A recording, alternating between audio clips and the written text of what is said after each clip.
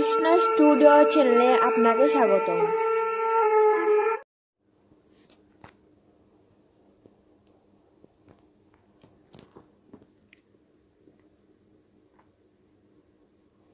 ॐ अज्ञानतिमिरान्धस्य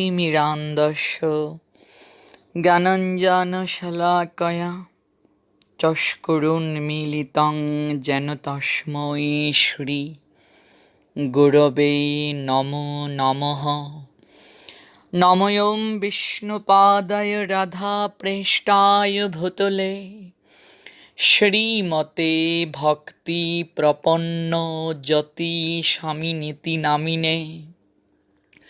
नमो आचार्यपादाय दैन्यभूषणमुकुटमणे गुरुकरुणामूर्तये क्षमादुर्यशिरोमणे। नमोऽयं श्रीमते भक्तिकुसुमश्रवणाय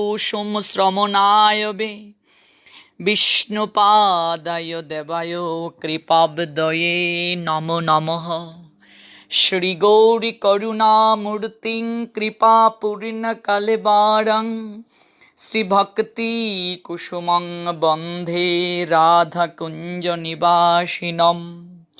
नमोऽयं विष्णुपादाय कृष्णप्रेष्ठाय भूतले श्रीमते भक्ति सिद्धान्त सरस्वती नामिने।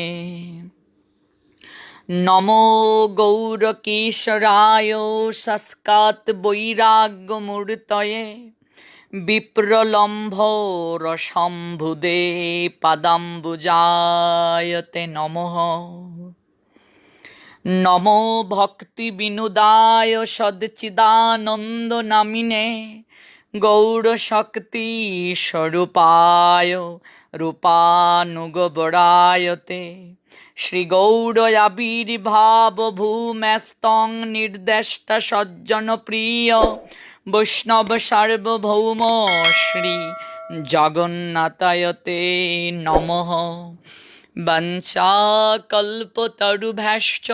कृपा सिन्धुभ्येव च पतितानां पावनेभ्यो वैष्णवेभ्यो नमो नमः। नमो महावदान्याय कृष्ण प्रेम प्रदायते कृष्णाय कृष्ण चैतन्य नाम्ने गौरस्तिष्ये नमः। नमो नलिन नेत्राय वेणुवाद्य विनुदिने राधाधार सुधापान शालिने वनमालिने राधां रासेश्वरीं रम्यां गोविन्दमोहिनीं परां वृषभानुसुतां देवी नमामि श्री हरिप्रियां। जय जय श्री कृष्ण चैतन्य दयाल प्रभु नित्यानंद श्री अद्वैत गदाधर श्रीवासादि गौर भक्त वृंद। हरे कृष्ण कृष्ण कृष्ण हरे हरे हरे राम राम राम हरे हरे। हरे कृष्ण कृष्ण कृष्ण हरे हरे हरे राम राम राम हरे हरे। हरे कृष्ण कृष्ण कृष्ण हरे हरे हरे राम राम राम हरे हरे।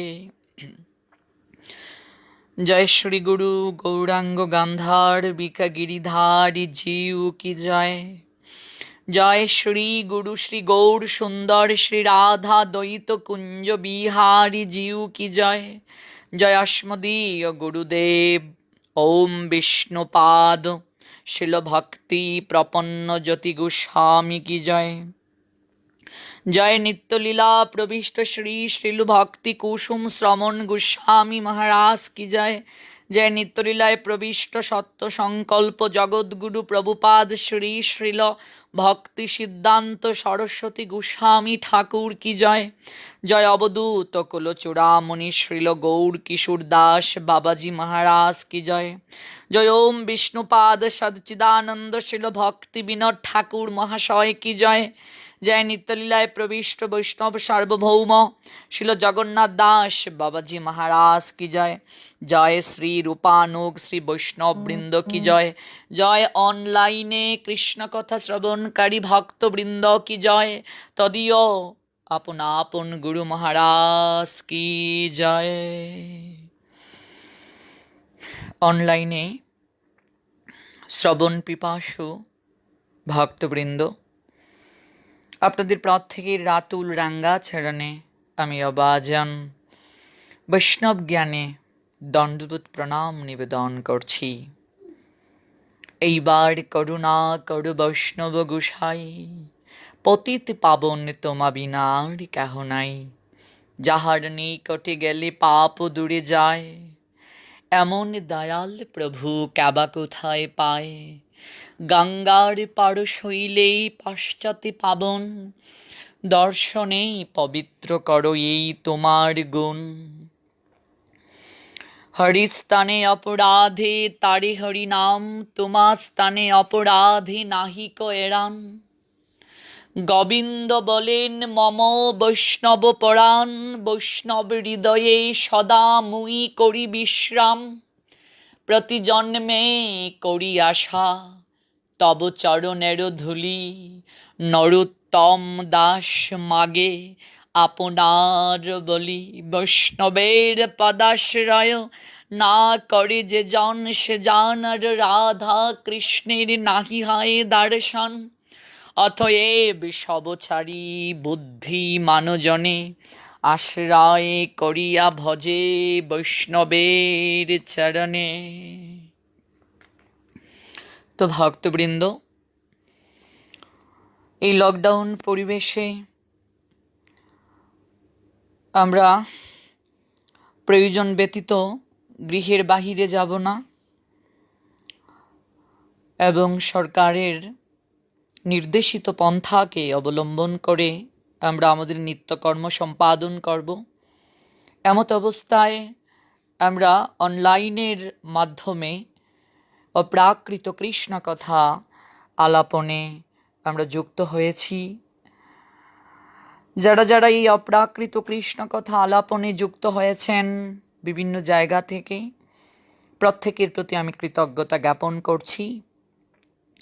আজ দ্বিতীয়বারের নিয়ায় লাইভে আসা। আমরা গতকাল উদ্ধব সন্দেশের সূত্র ধরে আমরা শ্রবণ করেছিলাম উদ্ধবকে বৃন্দাবনে পাঠাতে ভগবান কেমন করে প্রস্তুত করছেন।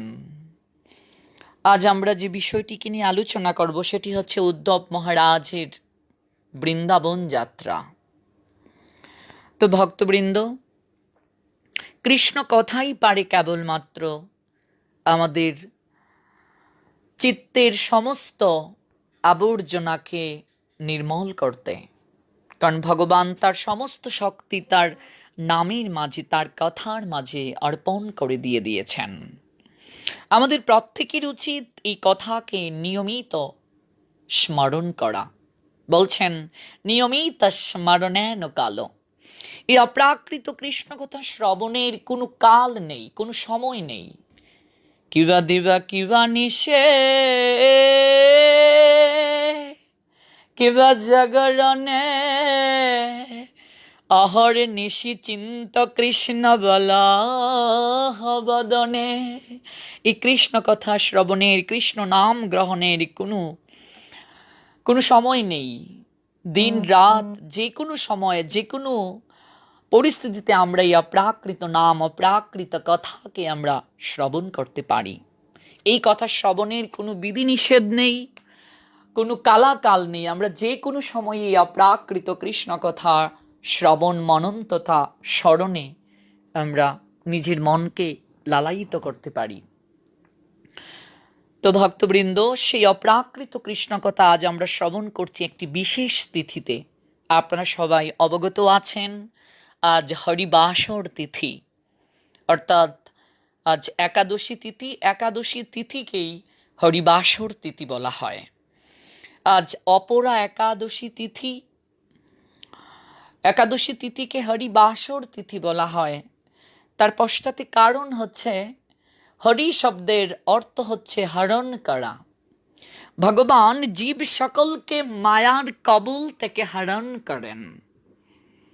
তো বাসর শব্দটির অর্থ হচ্ছে মিলন করা। ভগবান জীব সকলকে মায়ার কবল থেকে হরণ করে তার সঙ্গে মিলিত করে দেন এই তিথিতে।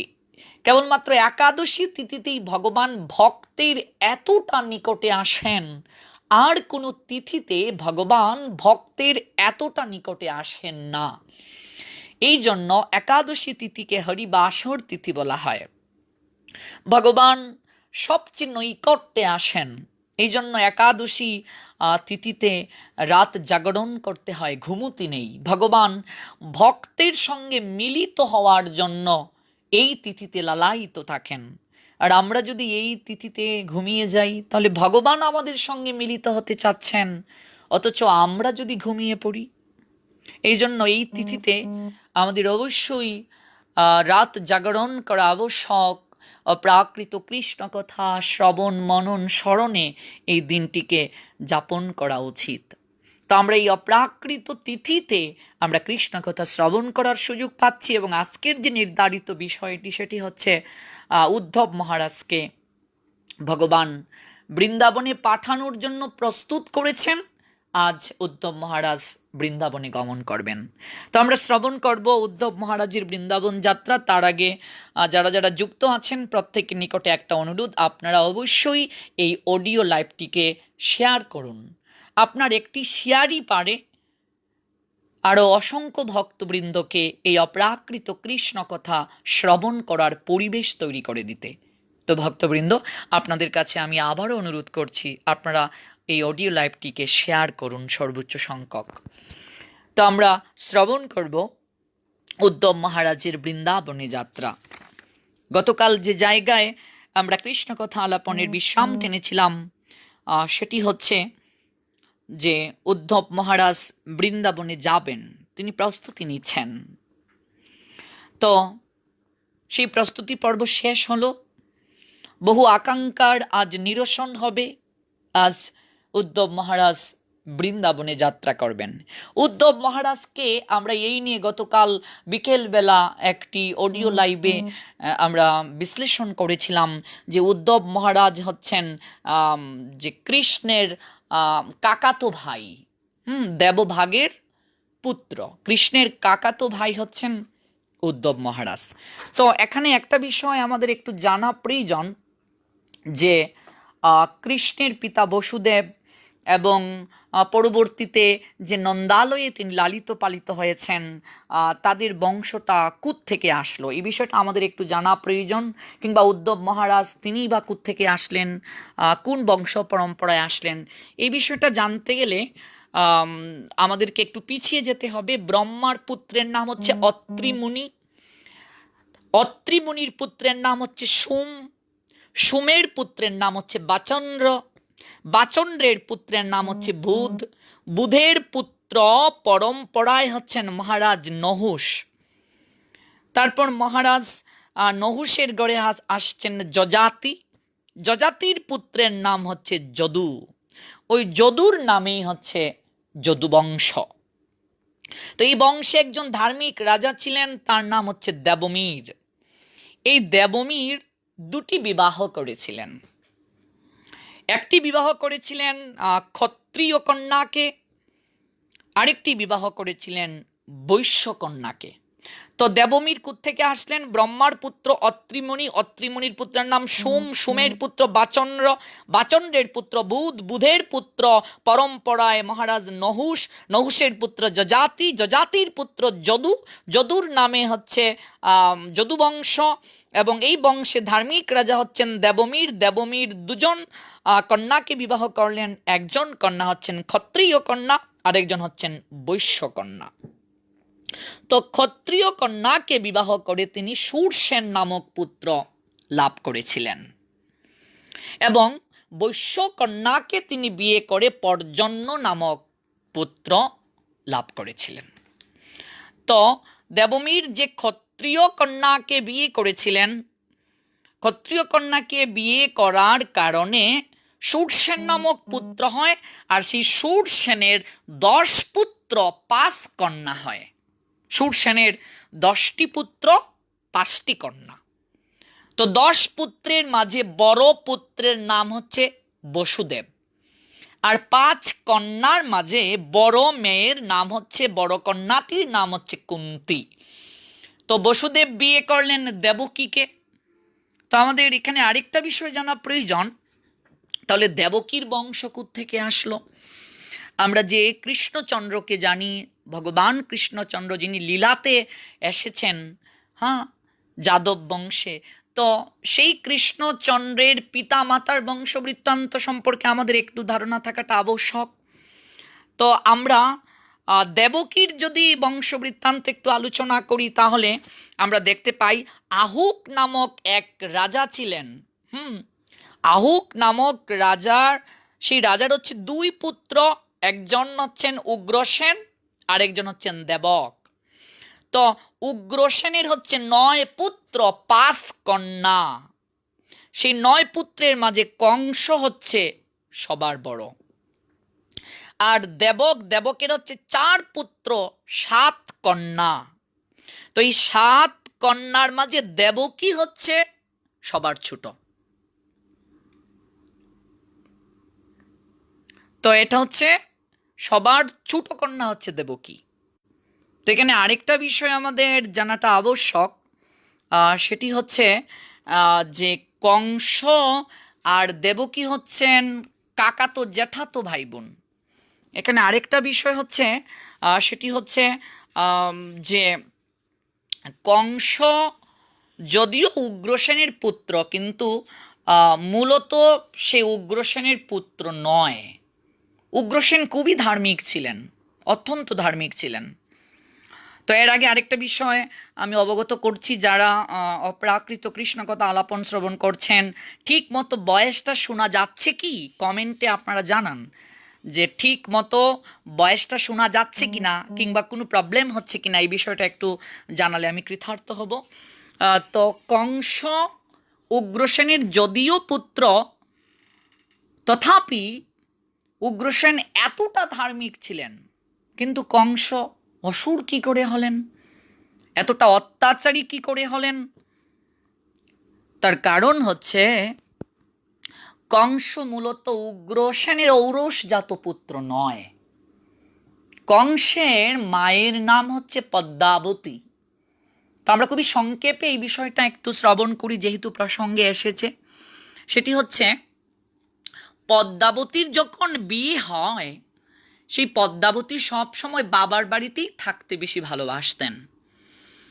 তো বিয়ের পর সাধারণত মেয়েরা শ্বশুর বাড়িতেই থাকে, কিন্তু পদ্মাবতী সবচেয়ে বেশি ভালোবাসতেন বাবার বাড়িতে থাকতে। তো এদিকে পরন্তু বিকেলবেলা একদিন ছাদের মাঝে পদ্মাবতী হাঁটাচলা করছেন।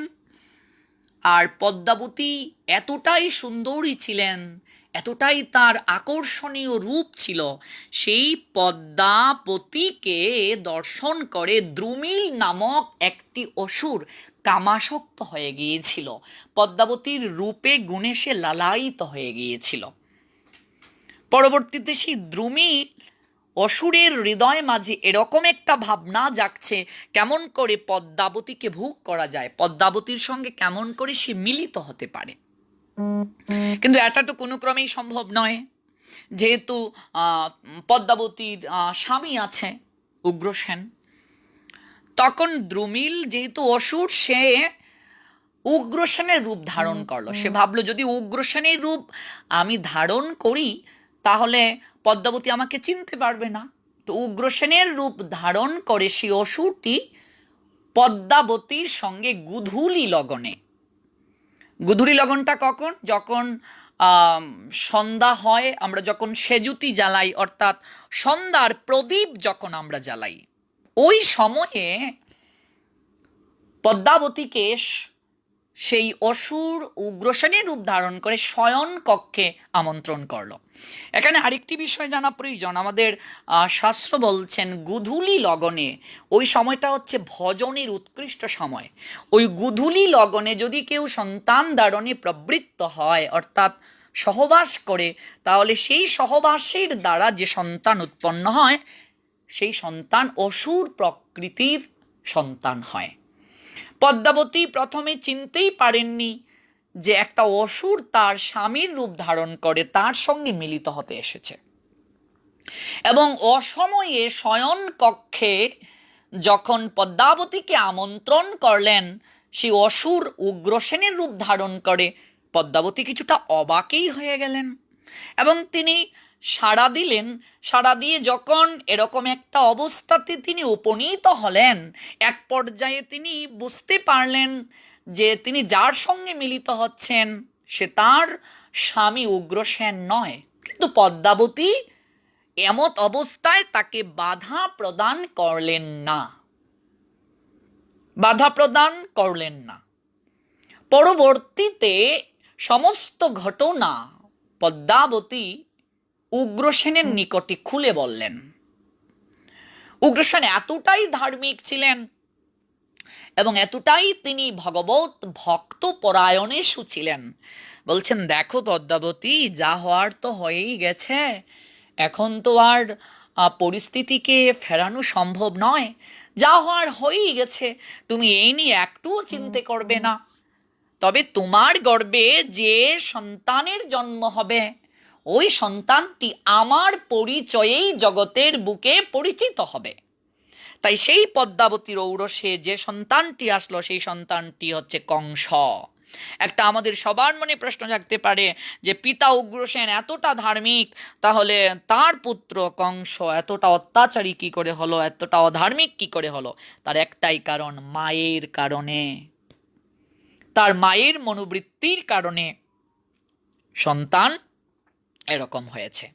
তো আমরা জানলাম আহুক নামক রাজার 2 পুত্র উগ্রসেন দেবক। উগ্রসেনের 9 পুত্র 5 কন্যা, কংস সবার বড়। আর দেবকের 4 পুত্র 7 কন্যা, 7 কন্যার মাঝে দেবকী হচ্ছে সবার ছোট। তাহলে আমরা পেলাম দেবকীর বংশবৃত্তান্ত পেলাম এবং আমরা বসুদেবের বংশবৃত্তান্ত পেলাম। বসুদেবের বংশটা কি করে পেলাম? আমরা দেখতে পেলাম দেবমীর 2 জন মেয়েকে বিবাহ করলেন, একজন হচ্ছেন ক্ষত্রিয় মেয়ে, একজন বৈশ্য মেয়ে। তো ক্ষত্রিয় মেয়েটিকে বিয়ে করে শূরসেন নামক পুত্র লাভ করলেন। আর শূরসেনের 10 পুত্র 5 কন্যা, বড় পুত্রের নাম বসুদেব এবং বড় মেয়ের নাম হচ্ছে কুন্তী। আর বসুদেব বিয়ে করলেন দেবকীকে, আর দেবকী হচ্ছেন দেবকের কন্যা। তো আমরা এই একটা বিষয় পেলাম। তো আমরা আরেকটা বিষয়ে অবগত হব নন্দ মহারাজের বংশবৃত্তান্ত। সেটা হচ্ছে দেবমীর বৈশ্যকন্যাকে বিয়ে করে পর্জন্য নামক এক পুত্র লাভ করেছিলেন। তো পর্জন্য গুপ বংশের যুবরাজ হয়েছিলেন। সেই পর্জন্যর স্ত্রীর নাম হচ্ছে বরিয়সী গুপি। পর্জন্য বরিয়সী গুপি নামক একজন মেয়েকে তিনি স্ত্রী রূপে গ্রহণ করেছিলেন। তো সেই পর্জন্য এবং বরিয়সী গুপির গর্ভে লক্ষ্মী নারায়ণের কৃপায় 5 পুত্র 2 কন্যা জন্মগ্রহণ করে। তো 5 পুত্রের নাম কি? উপানন্দ, অভিনন্দ, নন্দ, সুনন্দন, নন্দন। উপানন্দ, অভিনন্দ, নন্দ, সুনন্দন আর হচ্ছে নন্দন। সেই 5 পুত্রের মাঝে নন্দ মহারাজ হচ্ছেন 3 নাম্বার, তৃতীয়। তো যদিও বড় সন্তানটি, বড় ছেলেটি রাজা হয়, এটাই ক্ষাত্র ধর্ম, তথাপি নন্দ মহারাজ ছিলেন সর্বগুণে গুণান্বিতা। তাই নন্দ মহারাজই তিনি সিংহাসন আরোহণ করেছিলেন। তো এটা আমরা নন্দ মহারাজের বংশবৃত্তান্ত পেলাম। তাহলে নন্দ মহারাজ বিয়ে করলেন যশোদাকে। যশোদার বংশ থেকে আসলো দেখুন, এগুলো পুঙ্খানুপুঙ্খভাবে জানতে হবে। সবচেয়ে বড় সমস্যাটা হচ্ছে আমরা সনাতন ধর্মের হিন্দু সমাজের 1/3 লোকেরা আমরা ধর্ম সম্পর্কে রিসার্চ করি না, আমরা এই বিষয়গুলো আমরা উপলব্ধি করি না, আমরা জানার প্রয়াসই করি না। এবং সবচেয়ে বড় সমস্যাটা হচ্ছে আমরা গ্রন্থ একেবারেই স্টাডি করি না। একেবারে আমরা গ্রন্থ স্টাডি করি না। ঠাকুর গড়ে, হ্যাঁ আমি গতকালকেও এই কথাটা বলেছিলাম, ঠাকুর গড়ে আমরা গ্রন্থকে লাল শালু কিংবা রুমাল দিয়ে বেঁধে আমরা রেখে দিই। প্রতিদিন চন্দন চর্চিত করে আমরা তুলসী পত্র দিতে দিতে একেবারে গ্রন্থের উপরে চট লেগে যায়। ভেতরে কি আছে খুলেও দেখি না। গীতাই বলুন আর ভাগবতই বলুন আর অন্যান্য ধর্মগ্রন্থই বলুন, সমস্ত কিছুকে আমরা ঠাকুর করে লাল শালু দিয়ে রুমাল দিয়ে আমরা বেঁধে রেখে দিই। আবার এরকমও দেখা যায় হিন্দু সমাজে মৃত্যুর পর অনেকে মরে গেছে, মৃত্যুর পরে অনেকেই বুকের মাঝে গীতা চাপিয়ে বল হরি হরি বল করে আমরা তাকে শ্মশানে নিয়ে যাই। তো মৃত্যুর পর মৃত ব্যক্তিকে মৃতদেহের মাঝে গীতা দিয়ে কি হবে? মৃতদেহের মাঝে গ্রন্থ দিয়ে কি হবে? দেহ থেকে আত্মা যদি চলে যায়, আউট অফ সোল না এক্সিস্টেন্স বডি, দেহ থেকে আত্মা চলে গেলে দেহটার তো আর কোনো মূল্য থাকে না, এটা অপবিত্র হয়ে যায়। যাকে স্পর্শ করলে আমাদের স্নান করতে হয়, দেহ থেকে আত্মা চলে গেলে দেহটা অপবিত্র, তাকে স্পর্শ করলে আমাদের স্নান করতে হয়। তাহলে অপবিত্র দেহের মাঝে আমরা কি করে পবিত্র ধর্মগ্রন্থ গীতাকে বুকে চাপিয়ে বল হরি হরি বল বলে খুল করতাল বাজিয়ে ঢাক ডুল বাজিয়ে আমরা শ্মশানে নিয়ে যাই? তো জীবন দশায় যদি শাস্ত্রগ্রন্থ না পড়ি, গীতা না পড়ি, হ্যাঁ গীতার যে মর্মার্থ সেটা যদি আমরা উপলব্ধি না করি, মৃত্যুর পরে গীতা বুকের মাঝে চাপিয়ে ঢাকডুল কুল করতাল বাজিয়ে হরিনামের মহড়া করে শ্মশানে নিয়ে গেলে কি হবে? না জীবন দশায় আমাদেরকে গ্রন্থ পড়তে হবে। যেখানে গীতা ভগবানের হৃদয়, বলছেন গীতা মে হৃদয়ং পার্থ, গীতা মে সারমুত্থমম, গীতা মে জ্ঞান মত্তুগ্রং, গীতা মে জ্ঞান মভ্যয়ম, গীতা মে চুত্তমং স্থানং, গীতা মে পরমং পদম, গীতা মে পরমং গুজ্জং, গীতা মে পরম গুরু, গীতাশ্রয়ে অহং তিষ্ঠামি, গীতা মে পরমং গৃহম, গীতা জ্ঞানং সমাশ্রিত ত্রিলোকিং পালয়াম্যহম। যে গীতার জ্ঞানকে আশ্রয় করে ভগবান এই ত্রিজগৎ সংসারকে তিনি পালন করে থাকেন, এমনকি ভববন্ধনকে তিনি খণ্ডন করে দেন। যেখানে তৃতীয় অধ্যায় কর্মযুগের 9 নং শ্লোকে ভগবান স্পষ্ট করে বলেছেন, যজ্ঞাত্তাৎ কর্মণ অন্যত্র লুক অয়ম কর্মবন্ধনঃ তদর্থম কর্ম কুন্তেয় মুক্ত সঙ্গ সমাচরঃ। কেবলমাত্র ভগবত প্রীতি সম্পাদন করার জন্য আমাদের কর্ম করা উচিত, তা না হলে কর্মই জড়জগতের বন্ধনের কারণ হয়।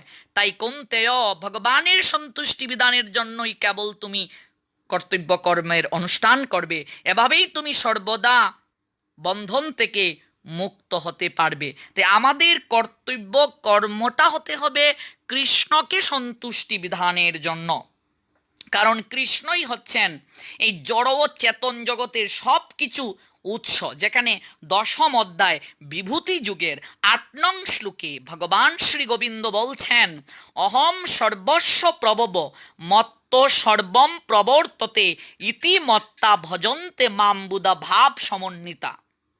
That explain, I am the source of all spiritual and material worlds. Everything emanates from me. The wish who perfectly know this engage in my devotional service and worship me with all their hearts. All power supreme being Krishna say that explain, I am the source of all spiritual and material worship.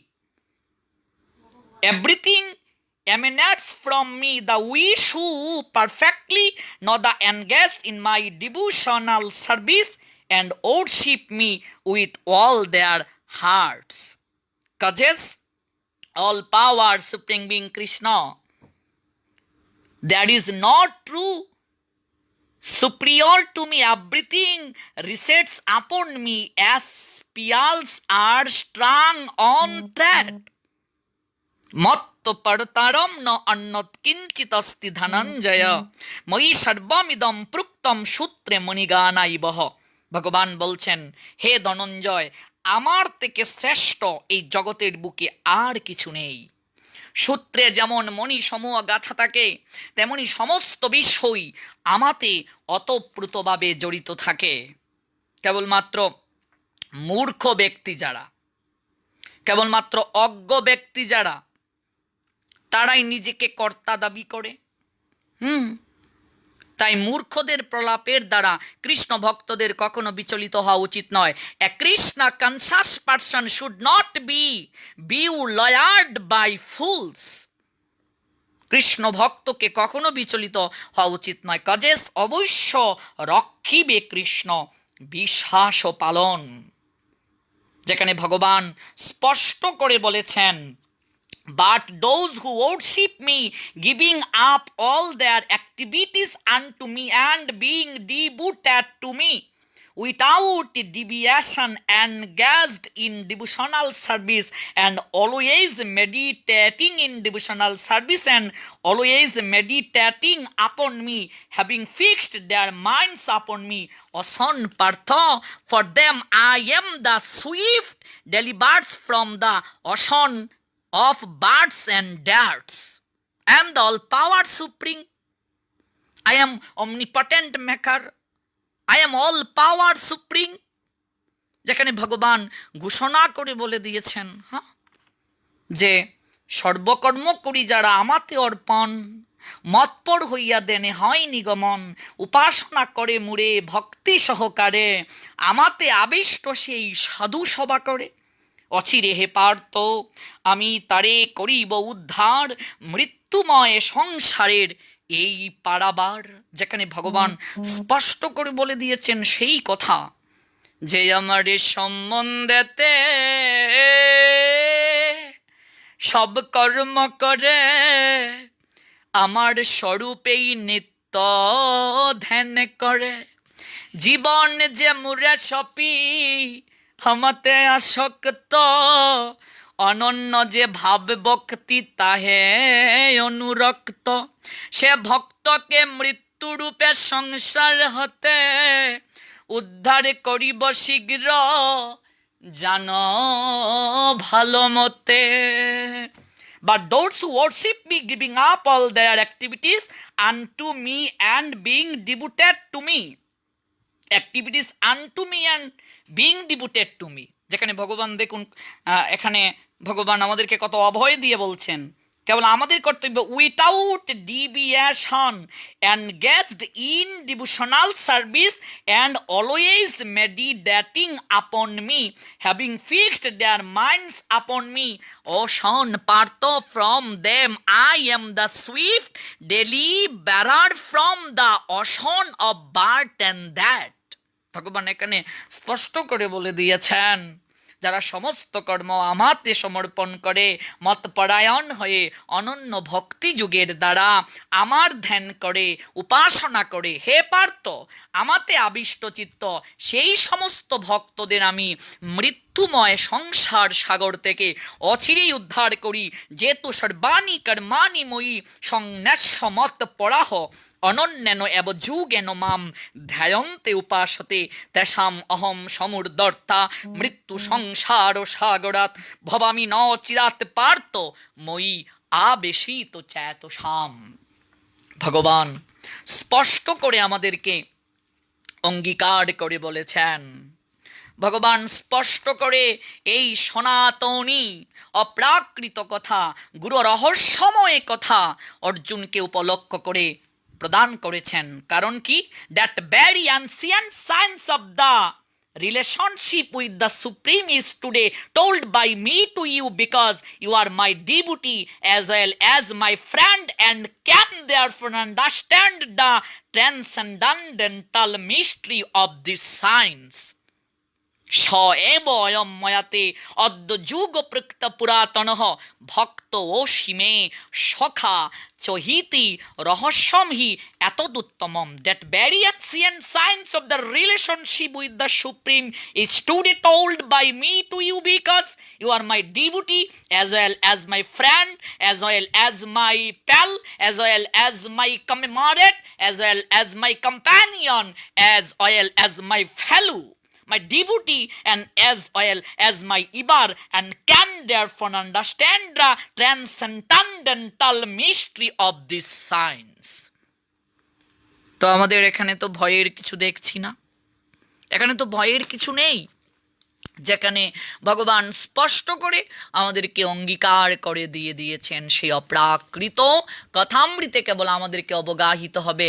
তাই গ্রন্থকে ঠাকুর গড়ে লাল শালু দিয়ে আর রুমাল দিয়ে বেঁধে রাখলে হবে না, ওই ঠাকুর গড় থেকে গ্রন্থকে বের করে আনতে হবে এবং প্রতিদিন অধ্যয়ন করতে হবে। সেটা আমি আগেই বলছি, a Krishna conscious person should not be bewildered of by fools.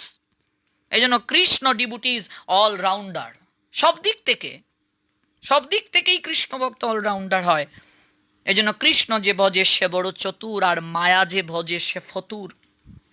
Thakurgarh থেকে গ্রন্থকে বের করে এনে প্রতিদিন আমাদেরকে গ্রন্থ অধ্যয়ন করতে হবে। তো আমরা জানলাম সেই নন্দ মহারাজের বংশবৃত্তান্ত, আমরা জানলাম যশোদার বংশবৃত্তান্ত, বসুদেবের বংশবৃত্তান্ত, এবং আমরা জানলাম যে দেবকীর বংশবৃত্তান্ত। তো সেই উদ্ধব মহারাজকে, উদ্ধব মহারাজ হচ্ছেন কৃষ্ণের কাকাতো ভাই। সেই উদ্ধব মহারাজ আজ বৃন্দাবনে গমন করবেন। আমরা গতকাল শ্রবণ করেছিলাম ভগবান শ্রী গোবিন্দ সেই উদ্ধব মহারাজকে সাজিয়েছেন, প্রস্তুত করেছেন, হৃদয়ের আর্তনাদ জানিয়েছেন কেমন করে তিনি বৃন্দাবনে গমন করবেন। তো যাত্রা করলেন উদ্ধব মহারাজ, অগ্রসর হতে লাগলেন ক্রমে ক্রমে ব্রজের দিকে। শ্রীমান উদ্ধব মহারাজ ভাবতে লাগলেন পথে পথে ব্রজবীর বিরোহী মাধবের কথা।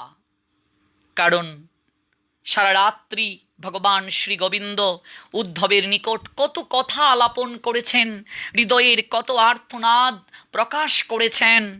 তাই আজ যতই তিনি একটু একটু করে হাঁটছেন, ততই তার হৃদয়ে মাঝে ব্রজের কথা, ব্রজবীর বিরোহী মাধবের কথা, শ্যাম সুন্দর গোবিন্দের কথা চিন্তন হচ্ছে। মাধব চিন্তা করতে লাগলেন উদ্ধবের কথা। এদিকে মথুরাতে ভগবান গোবিন্দ আছেন।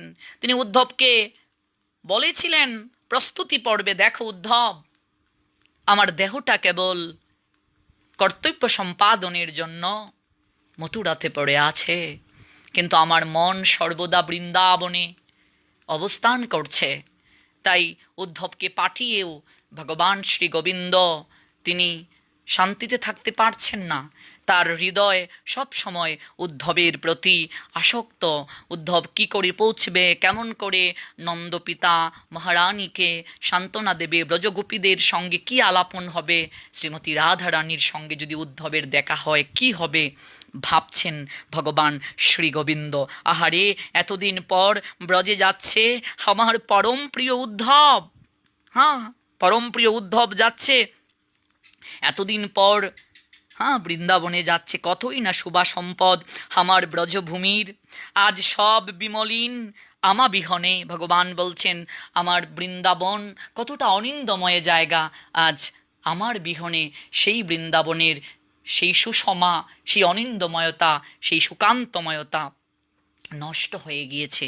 আমরা বৈষ্ণব কবির ভাষাতে, বৈষ্ণব কবির সেই পদ্মাবলিতে আমরা সে নিরীক্ষণ করতে পারি, যেদিন থেকে অক্রূরে রথে চড়ে গোবিন্দ আমার বৃন্দাবন ছেড়ে চলে এসেছিলেন, সেই কৃষ্ণ বিরহে, কৃষ্ণ অদর্শনে, কৃষ্ণের অনুপস্থিতে বৃন্দাবনের সমস্ত শোভা মলিন হয়ে গেছে, সমস্ত সুকান্তময়তা নষ্ট হয়ে গেছে। ব্রজের শোভা আর আগের মতো নেই। গোবিন্দ ভাবছেন মনে মনে। আজ তার নয়ন দিয়ে অশ্রু ঝরঝর করে ঝরে পড়ছে। বেদনা দেখা দিল ভাবময় গোবিন্দের অন্তরে। ভাবতে ভাবতে তিনি অশ্রু সংবরণ করতে পারলেন না, অশ্রু ঝরে পড়ল চোখ দিয়ে। অঘটন ঘটন পটিয়সী যুগমায়া দেবী, তিনি শ্যাম সুন্দর গোবিন্দের লীলাতে সহায়তা করেন। শ্রীকৃষ্ণের ইচ্ছা শক্তিরই অপর নাম হচ্ছে যুগমায়া। ভগবত ইচ্ছাকে রূপায়িত করাই হচ্ছে যুগমায়ার অন্যতম মুখ্য কাজ। ব্রজের স্বাভাবিক শোভা প্রকট করলেন তিনি শ্রীমন উদ্ধবের নয়ন গোছরে। উদ্ধব কেবল গোবিন্দের নিকটে ব্রজের অপ্রাকৃত অনিন্দময়তার কথা শ্রবণই করেছিলেন, আজ উদ্ধব নয়নে সেটা গোচরিত করবেন। তার দৃষ্টির অগ্রে ভাসমান হল সেই সৌন্দর্য যা পরম উল্লাসময়। ব্রজের সর্বত্র সুবক্ত ছিল শ্রীকৃষ্ণের ব্রজবিহার কালে নিত্যভূমির প্রত্যেকটি অবস্থাই সমভাবে নিত্য তত্ত্ব বিশিষ্ট, যখন যেটি ইচ্ছা ব্যক্ত করতে পারেন লীলা শক্তি যুগমায়া। উদ্ধব ডুবতে লাগলেন আনন্দের সৌন্দর্য সমুদ্রে, নিজেকে হারিয়ে দিলেন। কোনো বস্তুর সত্তা মাত্রই তৎসম্ভোগে হেতু হয় না, ভোগ যোগ্যতা থাকা চাই অন্তরে। অন্তরে যদি ভোগের ইচ্ছা না থাকে তাহলে কখনো ভোগ করা সম্ভব নয়। সেই কালে ব্রজ মাধুর্য আস্বাদনে সম্পূর্ণ যোগ্য হয়েছে উদ্ধবের অন্তর্কানী। মথুরাতে যখন গোবিন্দের নিকটে বৃন্দাবনের সেই অনিন্দময়তাকে তিনি শ্রবণ করেছিলেন, তখন থেকেই উদ্ধবের হৃদয় মাঝে বাসনা জেগেছিল, কোথায় সেই ব্রজধাম? একটিবার যদি ব্রজধামে যেতে পারতাম, একটিবার যদি ব্রজের সেই অনিন্দময় থাকে, ব্রজের সেই সুকান্তময় থাকে দর্শন করতে পারতাম। আজ উদ্ধবের হৃদয়ের সমস্ত ইচ্ছা পূরণ হতে যাচ্ছে। আজ স্বয়ং গোবিন্দ তাকে আদেশ করে পাঠিয়েছেন, নিজে সাজিয়ে পাঠিয়েছেন, রথে করে পাঠিয়েছেন। আমার ভাবগ্রাহী জনার্দন ভগবান শ্রী গোবিন্দ নিজে তিনি পাঠিয়েছেন। আজ কি আনন্দ! শ্রীমান উদ্ধব প্রস্তুত হলেন ব্রজে যাওয়ার জন্য শ্রীকৃষ্ণের আদেশকে শিরে নিয়ে, সকার অঙ্গ স্পর্শ করে। উদ্ধব প্রিয়, তুমি যন্ত্রী, আমি যন্ত্র। যন্ত্রী যেমন নিজ গুণে যন্ত্রে তুলে সুরের জঙ্কার, তেমনি তুমি আমা দ্বারা হৃদয়ের সমস্ত মনোরথ তাদের কাছে খুলে বলবে। গোবিন্দ বুঝিয়ে দিয়েছিলেন। তারপর শ্রীকৃষ্ণ উদ্ধবকে সঙ্গে নিয়ে গেলেন দাদা বলরামের কাছে। ব্রজে পাঠাবেন উদ্ধবকে এই সংবাদ দিতে। শ্রীকৃষ্ণের অগ্রজ বলরাম লীলাতে অনুমোদন করলেন সানন্দে। বলরাম অত্যন্ত সন্তুষ্ট হলেন। বা তাহলে তো খুবই ভালো কার্য। প্রণত হলেন উদ্ধব, দণ্ডবোধ প্রণাম নিবেদন করলেন দাদা বলাইয়ের চরণে, আশীষ দিলেন বলরাম তাকে। জননী রোহিণীর কাছে শ্রীকৃষ্ণ গেলেন। তারপর উদ্ধবকে সাথে নিয়ে প্রণাম নিবেদনের মনোরথে অনুগত হলেন। বললেন মাকে মনের সংকল্প। রাঙ্গা হয়ে উঠিল রোহিণী মায়ের বদন মণ্ডল। ব্রজের কথা স্মরণ আসতেই মা গদগদ কণ্ঠে বললেন, ব্রজেশ্বরী যশোদাকে সান্ত্বনা দিবে প্রতিনিধি রূপে তুমি উদ্ধবকে পাঠাচ্ছ বাছা। সবাই তো জানে মা, মায়ের মন। যশোদা কি সত্যিই সান্ত্বনা পাবে? বলতে বলতে রুদ্ধ হয়ে আসিল শ্রীকৃষ্ণের কণ্ঠ। পদদিলি লইলেন শিরে উদ্ধব রোহিণী মায়ের। তার সম্মুখে নতজানু হলেন, স্নেহপূর্ণ শ্রীকর স্পর্শ করলেন রোহিণী মাতা উদ্ধবের নতমস্তকের উপর। তৎপরে শ্রীকৃষ্ণ উদ্ধবকে সাজিয়ে দিলেন নিজের হাতে। অঙ্গের আবরণ পুষ্পমালা খুলে উদ্ধবকে পরিয়ে দিলেন। উদ্ধবের অঙ্গ প্রত্যঙ্গে আনন্দে যেন জড়তা প্রাপ্ত হলেন প্রিয় সখার স্নেহবরা আদর ও মধুবরা স্পর্শ পেয়ে। আজ কি আনন্দ উদ্ধব মহারাজের! স্বয়ং গোবিন্দ, স্বয়ং প্রাণ প্রিয়তম, স্বয়ং দ্বৈত তাকে আপন মনের মাধুরী মিশিয়ে আপন মমত্বে সাজিয়ে দিচ্ছেন। ব্রজে যাচ্ছেন উদ্ধব, কৃষ্ণের মনে আনন্দের সীমা নেই, কিন্তু কিছু কিছু দুঃখ আছে তার অন্তরে। গভীর তলদেশে শ্রীকৃষ্ণের সঙ্গ সুখে ও সেবা সুখে বঞ্চিত থাকবেন উদ্ধব মহারাজ। যে কয়দিন থাকতে হবে দূরে এবং কার্য অনুরোধে অন্তরে বুঝেছেন অন্তর দেবতা প্রিয় উদ্ধবের হৃদয়ের কথা। বললেন, প্রিয় উদ্ধব, ব্রজে গেলে সঙ্গহারা হবে আমার, তুমি এই আশঙ্কা করছো? উদ্ধব, তুমি কি জানো না আমি ব্রজ ছেড়ে আমি কবু যাই না। ব্রজধামেই তুমি আমাকে পাবে উদ্ধব। তুমি ভাবছো যে কদিন তুমি ব্রজধামে থাকবে আমার সঙ্গ তুমি পাবে না, একথা ভুল। এই ধারণা তোমার ভ্রান্ত। ব্রজধামে তুমি আমাকে পাবে, আমি ব্রজে আছি, আমি অনাদিকাল থেকে ব্রজে আছি, আমি কুত্রাপি ব্রজচারা নই। এখানে আমার যেন একটা টুকরা পড়ে আছে, আর আমার সমস্ত মন প্রাণ ব্রজবনেই পড়ে আছে উদ্ধব। ব্রজে আমাকে পাওয়াই ঠিক পাওয়া।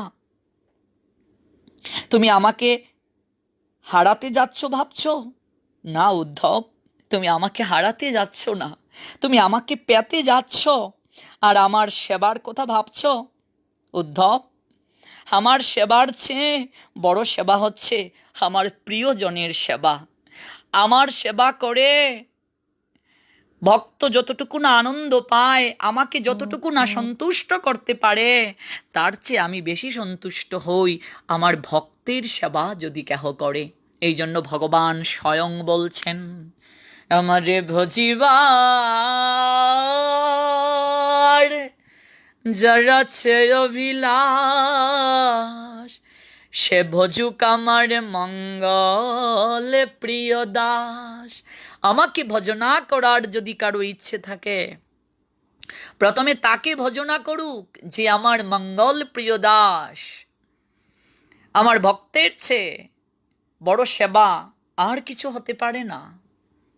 আমার ভক্তের যে সেবা করে না, আমার যে সেবা করতে চায়, সে দাম্ভিক, সে মূর্খ, সে অহংকারী উদ্ধব, সে কখনো আমার কৃপা লাভ করতে পারে না।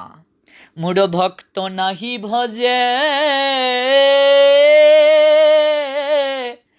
আমা বোঝে মাথের, সেই দাম্ভিকি কবু নহে মুড়ি প্রসাদেরই পাত্র। আমার ভক্তকে যে ভজনা করে না, আমাকে ভজনা করতে চায়, সে হচ্ছে দাম্ভিক, সে হচ্ছে মূর্খ, সে কখনোই আমার কৃপা লাভ করতে পারে না। তাই তুমি ভাবছো মনে মনে উদ্ধব তুমি আমার সেবা থেকে বঞ্চিত হবে। না উদ্ধব, তুমি আমার সেবা থেকে বঞ্চিত হচ্ছ না। তুমি আমার ভক্তজনের সঙ্গে থাকবে, আমার প্রিয়জনের সঙ্গে থাকবে, আর প্রিয়জনদের সেবাই আমার প্রকৃষ্ট সেবা। আমার সর্বশ্রেষ্ঠ প্রিয়জনদের সেবায় তুমি যাচ্ছ। আমার বড় সেবা ইহা অপেক্ষা আর কিছু হতে পারে না। প্রিয়ের আদর মাকা কথা শ্রবণ করে উদ্ধবের সমস্ত বেদনা ঘুছে গেল। পদব্রজে যাইবেন কৃষ্ণ তীর্থে উদ্ধবের সাধ। যে বৃন্দাবনে যাবেন তিনি পদব্রজে যাবেন, হেঁটে হেঁটে যাবেন। যান আরোহণে তীর্থ দর্শন শাস্ত্রবিধি নয়। যদিও এখন আমরা বৃন্দাবনে বিভিন্ন যানবাহন চড়ে যাচ্ছি, হ্যাঁ, কিন্তু শাস্ত্র নির্দেশ করেছেন তীর্থ দর্শন করতে হয় পায়ে হেঁটে। হ্যাঁ, পদব্রজে তীর্থ দর্শন করাটাই শাস্ত্রসম্মত এবং অধিক তীর্থের কৃপা লাভ করা যায়। এই জন্য গত কার্তিক মাসে 21 কিলোমিটার গিরি গোবর্ধন পায়ে হেঁটে পরিক্রমা করার সৌভাগ্য হয়েছিল আমার। কি যে আনন্দ এর মাঝে, সেই পদব্রজে পরিক্রমার মাঝে কি যে আনন্দ! এই আনন্দের সাগরে না ডুবলে কখনো সেটা উপলব্ধি করা যাবে না। মধুর বোতল চাটলে মধু মিষ্টি না টক সেটা কখনো উপলব্ধি করা যায় না মধু যদি গ্রহণ করা না হয়। তেমনিভাবে এই যে পদব্রজে তীর্থ যাত্রার মাঝে, তীর্থ দর্শনের মাঝে কতটুকু আনন্দ আছে, এই আনন্দটা তখনই বোঝা যাবে আমরা যখন পদব্রজে এই তীর্থগুলোকে দর্শন করব, ঠিক তখনই আমরা বুঝতে পারব। উদ্ধবের হৃদয় মাঝে এই বাসনা ছিল যে তিনি পায়ে হেঁটেই যাবেন, কিন্তু ভগবান শ্রী গোবিন্দ আমার ভক্তের কষ্টকে তিনি সহ্য করতে পারেন না। তিনি বললেন, না ভাই উদ্ধব সখা আমার, তুমি পায়ে হেঁটে কেন যাবে? রথেই তোমাকে যেতে হবে, আমি রথের ব্যবস্থা করছি। শ্রীকৃষ্ণ উদ্ধবের পৃষ্ঠে একটা হাত বুলিয়ে দিলেন, অর্থাৎ পিঠের মাঝে হাত বুলিয়ে দিয়ে বলছেন, হ্যাঁ আমি রথকে সাজিয়ে রেখেছি, তুমি রথে উঠবে, সারথি তোমাকে চালিয়ে নিয়ে যাবে, সঙ্গে সঙ্গে পায়ে হেঁটে যাবে, তোমার কষ্ট হবে, তাই রথে করে তুমি যাবে, আমার ইচ্ছে। উদ্ধব যতক্ষণ শ্রীকৃষ্ণের অগ্রসর হচ্ছেন, সাথে সাথে কথা বলছেন, অর্থাৎ ভগবান কৃষ্ণ উদ্ধবকে সঙ্গে নিয়ে রথে তোলার জন্য ধীরে ধীরে অগ্রসর হচ্ছেন, আর একটি হস্ত উদ্ধবের স্কন্ধের মাঝে দিয়ে মধুর সুরে কথা বলে বলে যাচ্ছেন। কোন পথে যাবে তুমি উদ্ধব? দুই পথে যাওয়া যায়, আমি যে পথ দিয়ে বলি সেই পথ ধরে যাও, আরাম পাবে, শীঘ্র যেতে পারবে। উদ্ধব, তুমি খানিকটা যমুনার তীর ধরিয়ে যেও, তৎপর তুমি উত্তঙ্গ তীরান্ত ভূমি ত্যাগ করবে, কারণ যমুনা হচ্ছে গোবিন্দের সবচেয়ে প্রিয়। যমুনায় ভগবান শ্রী গোবিন্দ লীলা সম্পাদন করেছেন সবচেয়ে বেশি। আবার যদি সুযোগ হয় ভক্তবৃন্দ, এই অনলাইনেই যমুনার বিলাপ আমরা শ্রবণ করাবো, যমুনাকে কেমন করে গোবিন্দ কৃপা করেছিলেন। তো বলছেন তুমি একটু খানিকটা যমুনার তীর দিয়ে যাবে। গোবিন্দ উদ্ধবকে বলছেন, তার পিছনে একটা কারণও আছে, যে যমুনা যেন গোবিন্দের প্রিয় সখা উদ্ধবের একটু কৃপা লাভ করতে পারে, যমুনা যেন কৃপা থেকে বঞ্চিত না হয়। এই জন্য ভগবান বলছেন, উদ্ধব তুমি যখন যাবে দুপথ দিয়েই তো যাওয়া যায়, তবে আমি তোমাকে যে পথটার কথা বলছি তুমি সেই পথ দিয়ে যাবে, এবং তুমি খানিকটা তুমি যমুনার তীর দিয়ে যেও উদ্ধব। তারপর বলছেন আর কোন দিকে যাবেন? তো বলছে উদ্ধব আরেকটি কথা, তুমি তীর্থরাজ ব্রহ্মরথকে দক্ষিণে রেখে চলবে, তারপর সম্মুখে পড়বে অন্ন ভিক্ষাস্থলী। এখানে আমি অন্ন পাই নাই ব্রাহ্মণদের কাছে ভিক্ষাছে, তাই তারা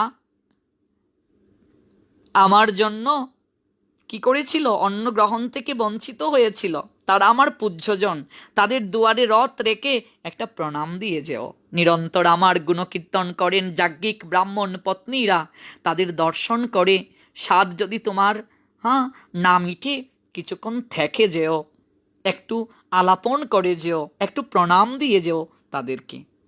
তারপর উদ্ধব তুমি ফুল বাগানের মধ্য দিয়ে রথকে চালাবে। জানো উদ্ধব, ওই বনে আমি ক্রীড়াকালে শ্রীরামকে গরুড়ের নিয়ায় বাহন করে উঠেছিলাম তার পৃষ্ঠে। উদ্ধব এখানে আমার গুষ্ঠ ক্রীড়া ভূমি, তুমি আনন্দ পাবে। গোষ্ঠাঙ্গনে তুমি দেখতে পাবে গোপবালকেরা গোবৎসগণের পুচ্ছ ধরে ছুটছে, আবার বৎসগণ ছুটছে বালকদের হাত হতে মুক্ত পুচ্ছ হয়ে। বাছুরগুলি ওরা গাত্রস্ফটিকের মতো শুভ্রজ্জ্বল, তারা নবতৃণাঙ্কুর আঘ্রাণ করে ত্যাগ করছে, তাদের উল্লস্পনাদি চঞ্চলতা দর্শন করে তুমি রথকে একটু দাঁড় করিও উদ্ধব। দর্শন করতে ভুলিও না আমার সখাগণকে। দেখিও উদ্ধব, তারা সকল সময়ই ক্রীড়া করছে, শ্রেণীবদ্ধভাবে অনুকরণ করছে যথাক্রমে আমার লীলাবিহার। উদ্ধব আরেকটি কথা তোমাকে বলি উদ্ধব, বৃন্দাবনের গাভীরা আমার মাতৃতুল্যা, ওরা সন্তানের মতো আমাকে স্তন পান করিয়েছে। উদ্ধব একটি বার তুমি আমার হয়ে গাভীগণের পিঠে একটু অনুরাগের কর স্পর্শ করে দিও, একটু হাতটা বুলিয়ে দিও, আর বাছুরগুলোকে একটু ধরে তুমি আদর করিয়ে দিও। ওরা এতটা দিন আমাকে না দেখে কত কষ্টে আছে উদ্ধব, আমি তাদেরকে কখনো ভুলতে পারি না। তুমি একটিবার গোবৎসগণকে ধরে কুলে করে একটু আলতো করে পরশ বুলিয়ে দিও, একটু আদর করিয়ে দিও। আর একটিবার আমার গাভীগণকে তুমি স্পর্শ করে অনুরাগের আলতো করে তুমি একটু স্পর্শ করে দিও, একটু পরশ বুলিয়ে দিও। আর আমার সখাগণ ওরা আমাকে ছাড়া কিচ্ছুটি বুঝতো না উদ্ধব। তুমি জানো উদ্ধব, ওরা কাষ্ঠ থেকে ফল আরোহণ করে প্রথমে পরখ করত কোন ফলের মাঝে বিষ আছে কিনা, টক কোন ফল মিষ্ট, ওরা ভাবতো, ওরে ফলের মাঝে যদি বিষ থাকে আমরাই খেয়ে মরি রে, আমরা আমাদের কানাইকে মরতে দেব না। ওরে কানাই যদি মরে যায় আমরা কার কাঁধে চড়বো রে? কে আমাদেরকে এত আদর করবে, কে আমাদেরকে এত ভালোবাসবে কানাই যদি মরে যায়? আর যে ফলটি টক সেটা আমরা কানাইয়ের মুখে কেন তুলে দেব? কানাইয়ের যদি টক ফল খেয়ে পেটে ব্যথা হয়, তারা কত আমায় ভালোবাসতো। দেখবে সখারা খেলা করছে, হয়তো উদ্ধব আমার বিরহে ওরা অস্ত্র নিপাত করে। আগের যে আনন্দ ছিল খেলার মাঝে, হয়তো সেই আনন্দটা আর তুমি দৃষ্টিতে গোচরিত নাও করতে পারো। তবে উদ্ধব, একটু লক্ষ্য করিও আমার সখাগণের দিকে। তাদের শক্করস বিশ্রম্ভ প্রধান, আমার স্ফূর্তিতে তাদের সাক্ষাৎকার বোধ হয়। তাদের আবেশে আঘাত করো না বিন্দুমাত্র, না না না উদ্ধব। আমার জননীদের আর গোপিনীদের অনুরাগ অন্যরূপ, তা হলো উৎকণ্ঠা প্রদান। তারা পেয়েও মনে করে পায় নাই, কোলে নিয়েও তারা কাঁধে, তারা হারাবার ভয়ে কাঁধে। বৃন্দাবনের যত গোপীগণ, ওদের মাঝে একটা বাসনাই ছিল, আহারে গোপাল যদি আমার ছেলে হতো, গোপাল যদি আমাকে মা বলে ডাকতো, আমরা যদি গোপালের মুখে ননি তুলে দিতে পারতাম, স্বর তুলে দিতে পারতাম, মাখন তুলে দিতে পারতাম। আহারে যশোদা কত সুখী, সবসময় গোপালের সেবা করতে পারে। গোপাল যদি আমাদের ছেলে হতো, গোপাল যদি আমাদেরকে মা বলে ডাকতো, ওরা আমাকে সন্তান রূপে ভালোবেসেছে, তাই তো ব্রজের গোপীদের কথা আমি ভুলতে পারি না। ওরাও আমার মাতৃতুল্যা। অনেক গোপিনী যারা এখনো হা গোপাল বলে ক্রন্দন করে, ঘুম থেকে উঠে ওরা আমার গুণকীর্তন করে, দধি মন্থন করে। ওরা ভাবে আমি কখন যাব গিয়ে, আমি সেই দধি গ্রহণ করব, ননি মাখন ছানা গ্রহণ করব, কখন আমি খেলা করব, হাড়ি ভাঙব। এখনো তারা হাড়িতে দধি পেতে ওরা আমার জন্য প্রতীক্ষার প্রহর গুনে। ওদের অনুরাগ তুলনা নেই। এই কথা বলে গোবিন্দের চোখ বেয়ে ঝরঝর করে জল পড়তে শুরু করলো। উদ্ধব, তারপর তোমার রথ বরাবর গিয়ে পৌঁছে যাবে নন্দীশ্বর পর্বতের সানুদেশে। তখন যে কি অবস্থা হবে ভেবে পাই না। আমার সকল প্রিয়জনেরা ছুটিয়ে আসবে দ্রুত গতিতে। ওরা ভাববে আমি এসেছি, ওদের কত আনন্দ, ওরা তোমাকে দেখে আমার কথা মনে করবে। উদ্ধব, আরেকটি কথা শুনো শুনো শুনো। যমুনার তীরে বন বিহারে নিয়ত অবিলাস করেন যিনি, নিরন্তর দীর্ঘ নিঃশ্বাস সপাতে বিমলিত হয়েছেন মুখখানি যাহার, অক্রূর যাকে নিয়ে গিয়েছিলেন ব্রজ হতে মথুরায়, সেই নন্দনন্দন কৃষ্ণচন্দ্রের আমি প্রণয় সচিব। তুমি যখন বলবে আমার নাম উদ্ধব, আমি এসেছি সংবাদ নিয়ে, তখন যে কি ঘটনা ঘটবে উদ্ধব, তুমি সেটা কখনো উপলব্ধি করতে পারবে না। উদ্ধব, আরেকটি কথা শোনো। ব্রজের সেই ভ্রমর চম্বিত বিটপী বৃন্দের কথা আমার মনে পড়ছে। তুমি একটিবার হাত তুলে আমার প্রাণ বড়া আশিস দিও সেই বিটপীদের। বিটপী মানে হচ্ছে বৃক্ষ, লতা গুল্ম, ওদেরকে তুমি একটু করস্পর্শ করে দিও। ভক্তবৃন্দ, এখানে আরেকটি কথা জানা আবশ্যক। বৃন্দাবনের যত বৃক্ষ আছে, লতাগুল্ম আছে, ওরাও কিন্তু হাজার হাজার বছর আরাধনা করেছিল ভগবানের। এই জন্যই তো বৃন্দাবনে তারা জন্ম নিয়েছে, ওরা সাধারণ কেহ নয়। বৃন্দাবনের সব কিছুই শাশ্বত, সব কিছুই নিত্য। এবং বৃন্দাবনের বৃক্ষ লতাগুল্ম তারাও কৃষ্ণ গুণকীর্তনে কাতর হয়। বৃন্দাবনের তরুলতা তারাও বলে কৃষ্ণা কথা। বৈষ্ণব মহাজন আক্ষেপ করে বলছেন, বৃন্দাবনের তরুলতা ওরাও কৃষ্ণ গুণকীর্তন করে। আমি মানব হয়ে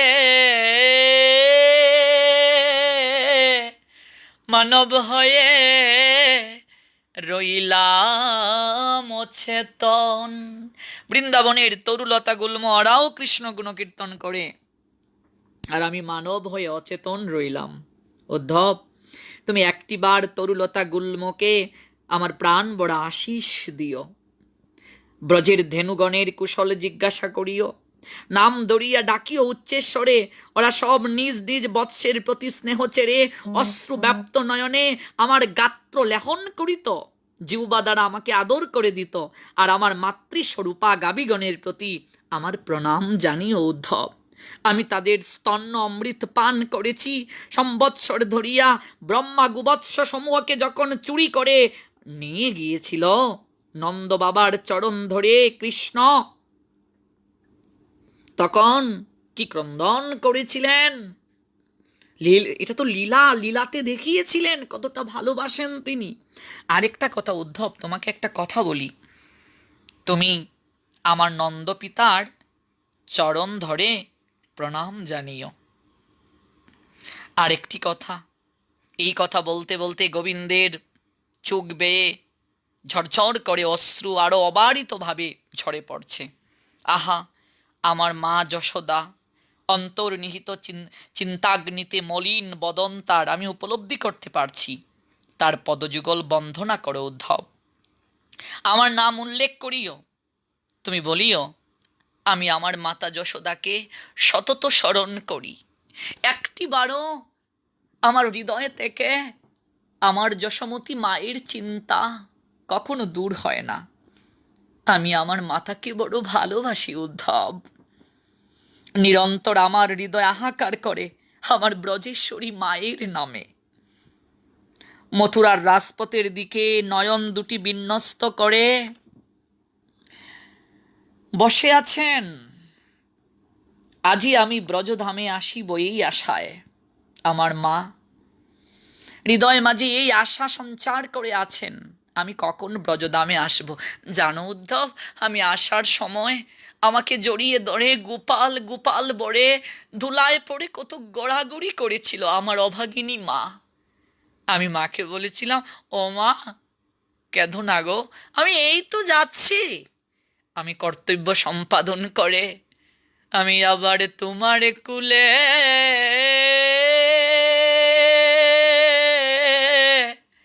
ফিরিয়া আসিব। ও মাতা, তুমি ক্রন্দন করো না মাতা, আমি কেবল কর্তব্য সম্পাদনের জন্য যাচ্ছি মাতা, আমি এই তো যাচ্ছি। আমি আবার তোমার কুলে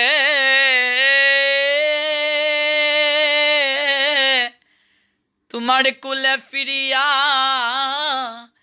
ফিরিয়া আসিব। আমি আবার তোমার কুলে ফিরে আসবো মা, তুমি আর ক্রন্দন করিও না। গোপাল গোপাল গোপাল বলে আমার মাতা যশোদা ব্রজেশ্বরী মা আমার ধুলায় পড়ে গড়াগড়ি দিয়েছিল। জানো উদ্ধব, আমার মন বলে আমি যেদিন থেকে ব্রজধাম ছেড়ে চলে এসেছি সেদিন থেকে হয়তো আমার কাঙ্গালিনী মা, আমার চিরদুঃখিনী মাতা হয়তো উনুনে জাল ধরায়নি। উদ্ধব, তুমি একটিবার তার চরণ বন্দনা করে বলিও, আমি আমার মাতাকে বড় ভালোবাসি, আমি নিরন্তর তাকে স্মরণ মনন করি। আমার হৃদয় থেকে একটি বারের জন্য আমার মায়ের চিন্তন দূর হয় না। জানো উদ্ধব, এই জগতের বুকে যার মা নেই সে বুঝতে পারে মায়ের কত বেদনা। আর এই জগতের বুকে যে মার কুল থেকে সন্তান দূরে থাকে সেই মা কতটা কষ্টে থাকে সেটা নিশ্চয়ই তুমি উপলব্ধি করতে পারো উদ্ধব। উদ্ধব, নয়ন হতে উদ্গীর্ণ জলধারায় সিক্ত হচ্ছে মায়ের বসন। কথা বলতে বলতে যশোদা নন্দনের নয়ন হতে টপ টপ করে অশ্রু ঝরে পড়ল। উদ্ধব, আমি আর স্থির থাকতে পারছি না ভাই। উদ্ধব গোবিন্দকে জড়িয়ে ধরল। সখা, এমন করে আপনি কাঁদবেন না, আপনি যদি এমন করে কাঁদেন আমি সহ্য করতে পারি না। বহু কষ্টে ধৈর্য ধারণ করে ব্রজবিহারী গোবিন্দ আমার আরেকটি কথা বললেন। উদ্ধব, নিদাগে শুকিয়ে গিয়েছে সরোবরের জল। তখন জলের কুর্মগুলি কাদার তলে আশ্রয় নিয়েছিল। আমার বিরহ তাপে ব্রজের প্রবল গ্রীষ্ম তাতে একেবারে শুষ্ক হয়ে গিয়েছে। এমনকি হ্যাঁ উদ্ধব, আমার বিরহে কদমতলায় বন উঠেছে। হ্যাঁ, এবং সেই কদমতলায় ভুজঙ্গ আশ্রয় নিয়েছে। ভুজঙ্গ মানে হচ্ছে ভক্তবৃন্দ সর্প, সাপের একটা নাম হচ্ছে ভুজঙ্গ। প্রতিশব্দ, সাপের প্রতিশব্দ হচ্ছে ভুজঙ্গ। ওরে কদমতলায় বন উঠেছে,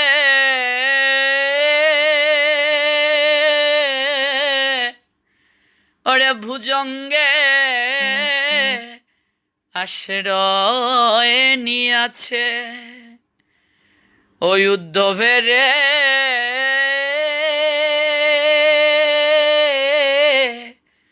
ওরে কদম তলায় বন উঠেছে,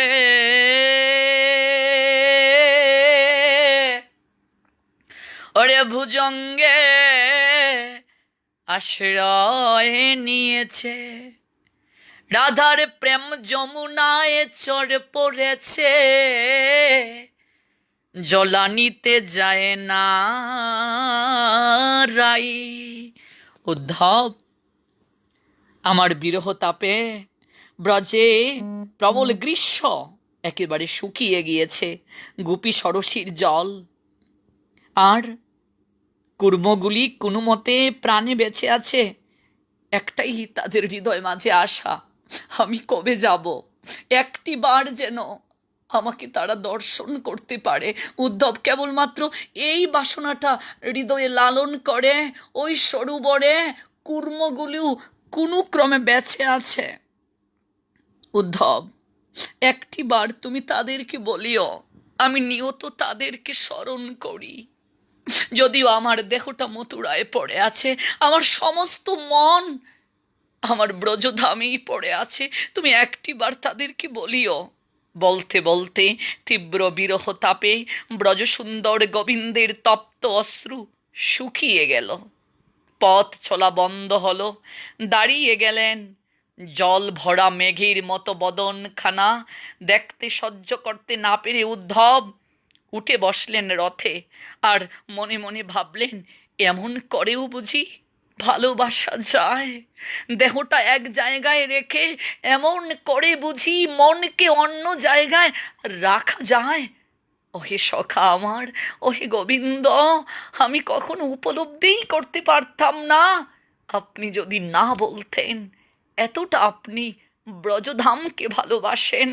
আপনি এত করে ব্রজের বৃক্ষলতা গুল্ম থেকে শুরু করে, গাবিগণ থেকে শুরু করে, বৎসগণ থেকে শুরু করে, এমনকি সরোবরের কুর্মগণকে পর্যন্ত এতটা আপনি ভালোবাসেন, আমি সেটা উপলব্ধি করতে আমি পারতাম না যদি আপনি আমাকে সেই উপলব্ধির স্তরে না পৌঁছিয়ে দিতেন। রথে গিয়ে বসলেন কৃষ্ণ সখা উদ্ধব। রথ চলতে লাগলো ব্রজ অভিমুখে। ভাবতে লাগলেন উদ্ধব, যাদের জন্য এত কাতরতা, যারা কৃষ্ণের জন্য এত কাতর, কত প্রেমবান না জানি তাদের হৃদয়ে, আহারে আমার গোবিন্দ, আমার সখা, যাদের জন্য এত কাতর, রাজ সিংহাসনে বসেও টপ টপ করে চোখ দিয়ে অশ্রু বর্ষণ করেন। না জানি বৃন্দাবনের সেই ভক্তরা আমার গোবিন্দের জন্য কতটা কাতর হবেন। আমি কি পারবো তাদেরকে সান্ত্বনা দিতে?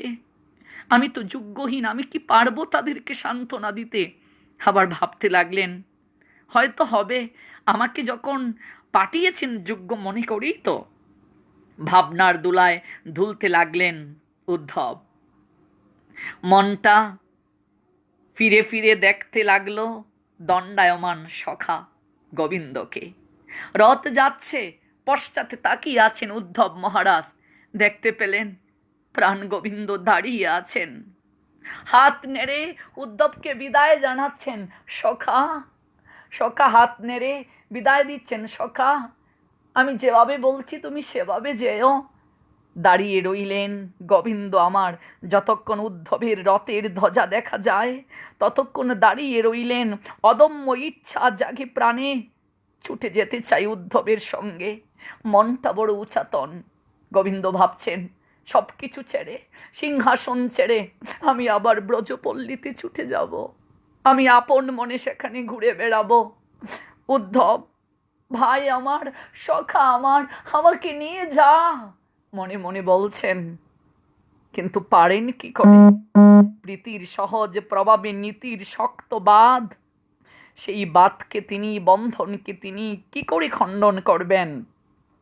দ্বন্দ্বাতীতের দ্বন্দ্ব, সুখাতীতের সুখ, পূর্ণ আনন্দের বিলাপ, ভগবানের ভক্ত বিরহ, ইহাই মাধুর্য রসের ঘনায়িত মূর্তি। ভক্তবৃন্দ, প্রথম দিন শ্রবণ করিয়েছিলাম আমরা এতদিন বিভিন্ন শাস্ত্রে জেনেছি ভক্ত ভগবানের বিরহে বিহবল।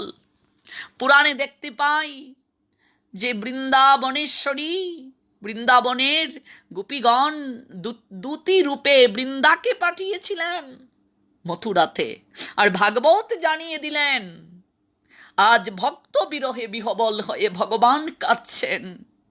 জগতের বুকে ভক্ত ভগবানের নামে কাঁদে, হা কৃষ্ণ বলে, হা গোবিন্দ বলে আকুল সুরে ভক্ত কাটে ভগবানের জন্য।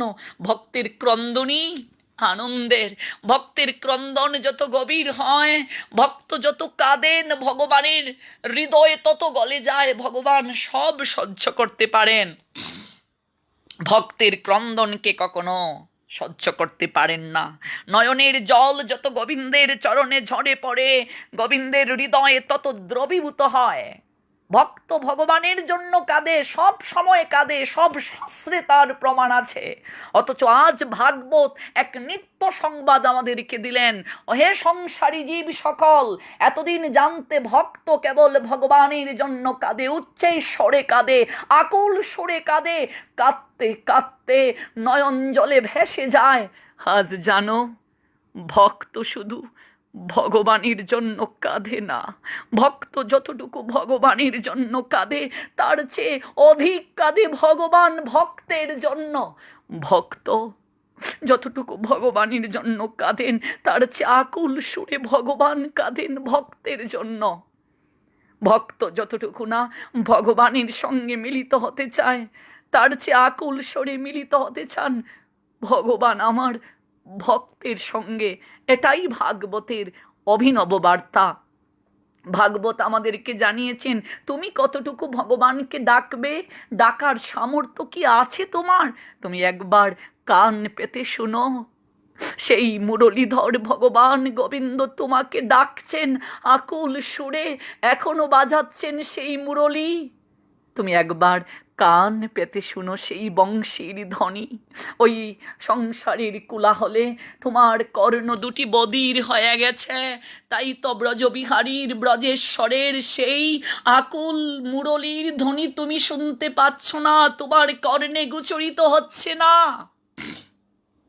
একবার সংসারের কোলাহল থেকে নিবৃত্তি কিছুটা সময় বসো, কিছুক্ষণ বসে তাকে নিয়ে ভাবো, একবার ভাবো কি লাগিয়াহিলে ভবে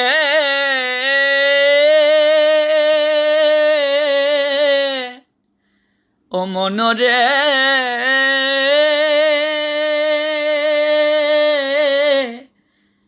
তুমি কি লাগিয়াইলে ভবে, এমনে জনমে হরি না ভজিলে সে তুই মানুষিক কবে, মানুষ আকার হইলে কি হয়, করহ ভূতের কাম, নহিলে বদনে কেন না বলহ, শ্রীকৃষ্ণ গোবিন্দ নাম, পাখিরে যে নাম লোয়াইলে লয়, সারি সুখী আদি কত, তুমি যে ইহাতে আলস্য কর হয় হয়ে কেমন মতো, দিবস রজনী আবুল তাবুল পচালো পাড়িতে পারো, তাহারও ভিতরে কখনো কি গোবিন্দ বলিতে নার, ভজিব বলিয়া কহিয়া আইলে ভুলিলে কি সুখী পাইয়া।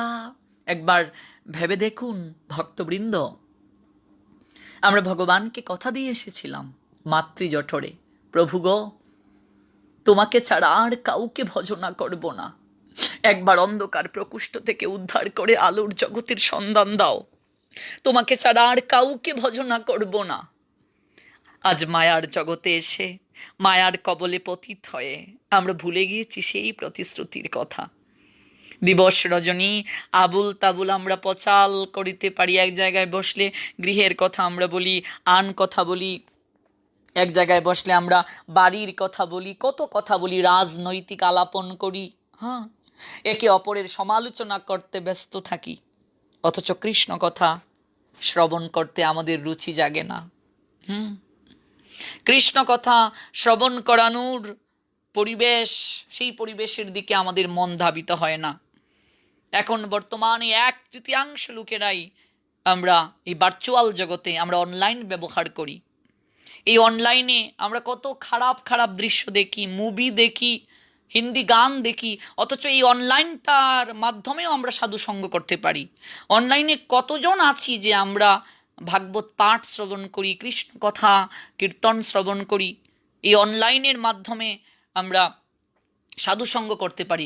দেখা যাচ্ছে একটা অন্য পোস্ট আমরা শেয়ার করতে পারি, অথচ একটা প্রবচন আমরা শেয়ার করি না। একটা শেয়ারের মাধ্যমে অনেকে এইটাকে শ্রবণ করতে পারছে। একজন কোনো ভক্ত যদি ভালো লিখা প্রদান করেন, বিভিন্ন বিষয় নিয়ে যখন লিখেন, আমরা এটা ঠিক মতো পড়ি না, কমেন্ট করি না, অভিব্যক্তি প্রকাশ করি না, শেয়ার করতে কুণ্ঠাবোধ করি, কৃপণতা বোধ করি।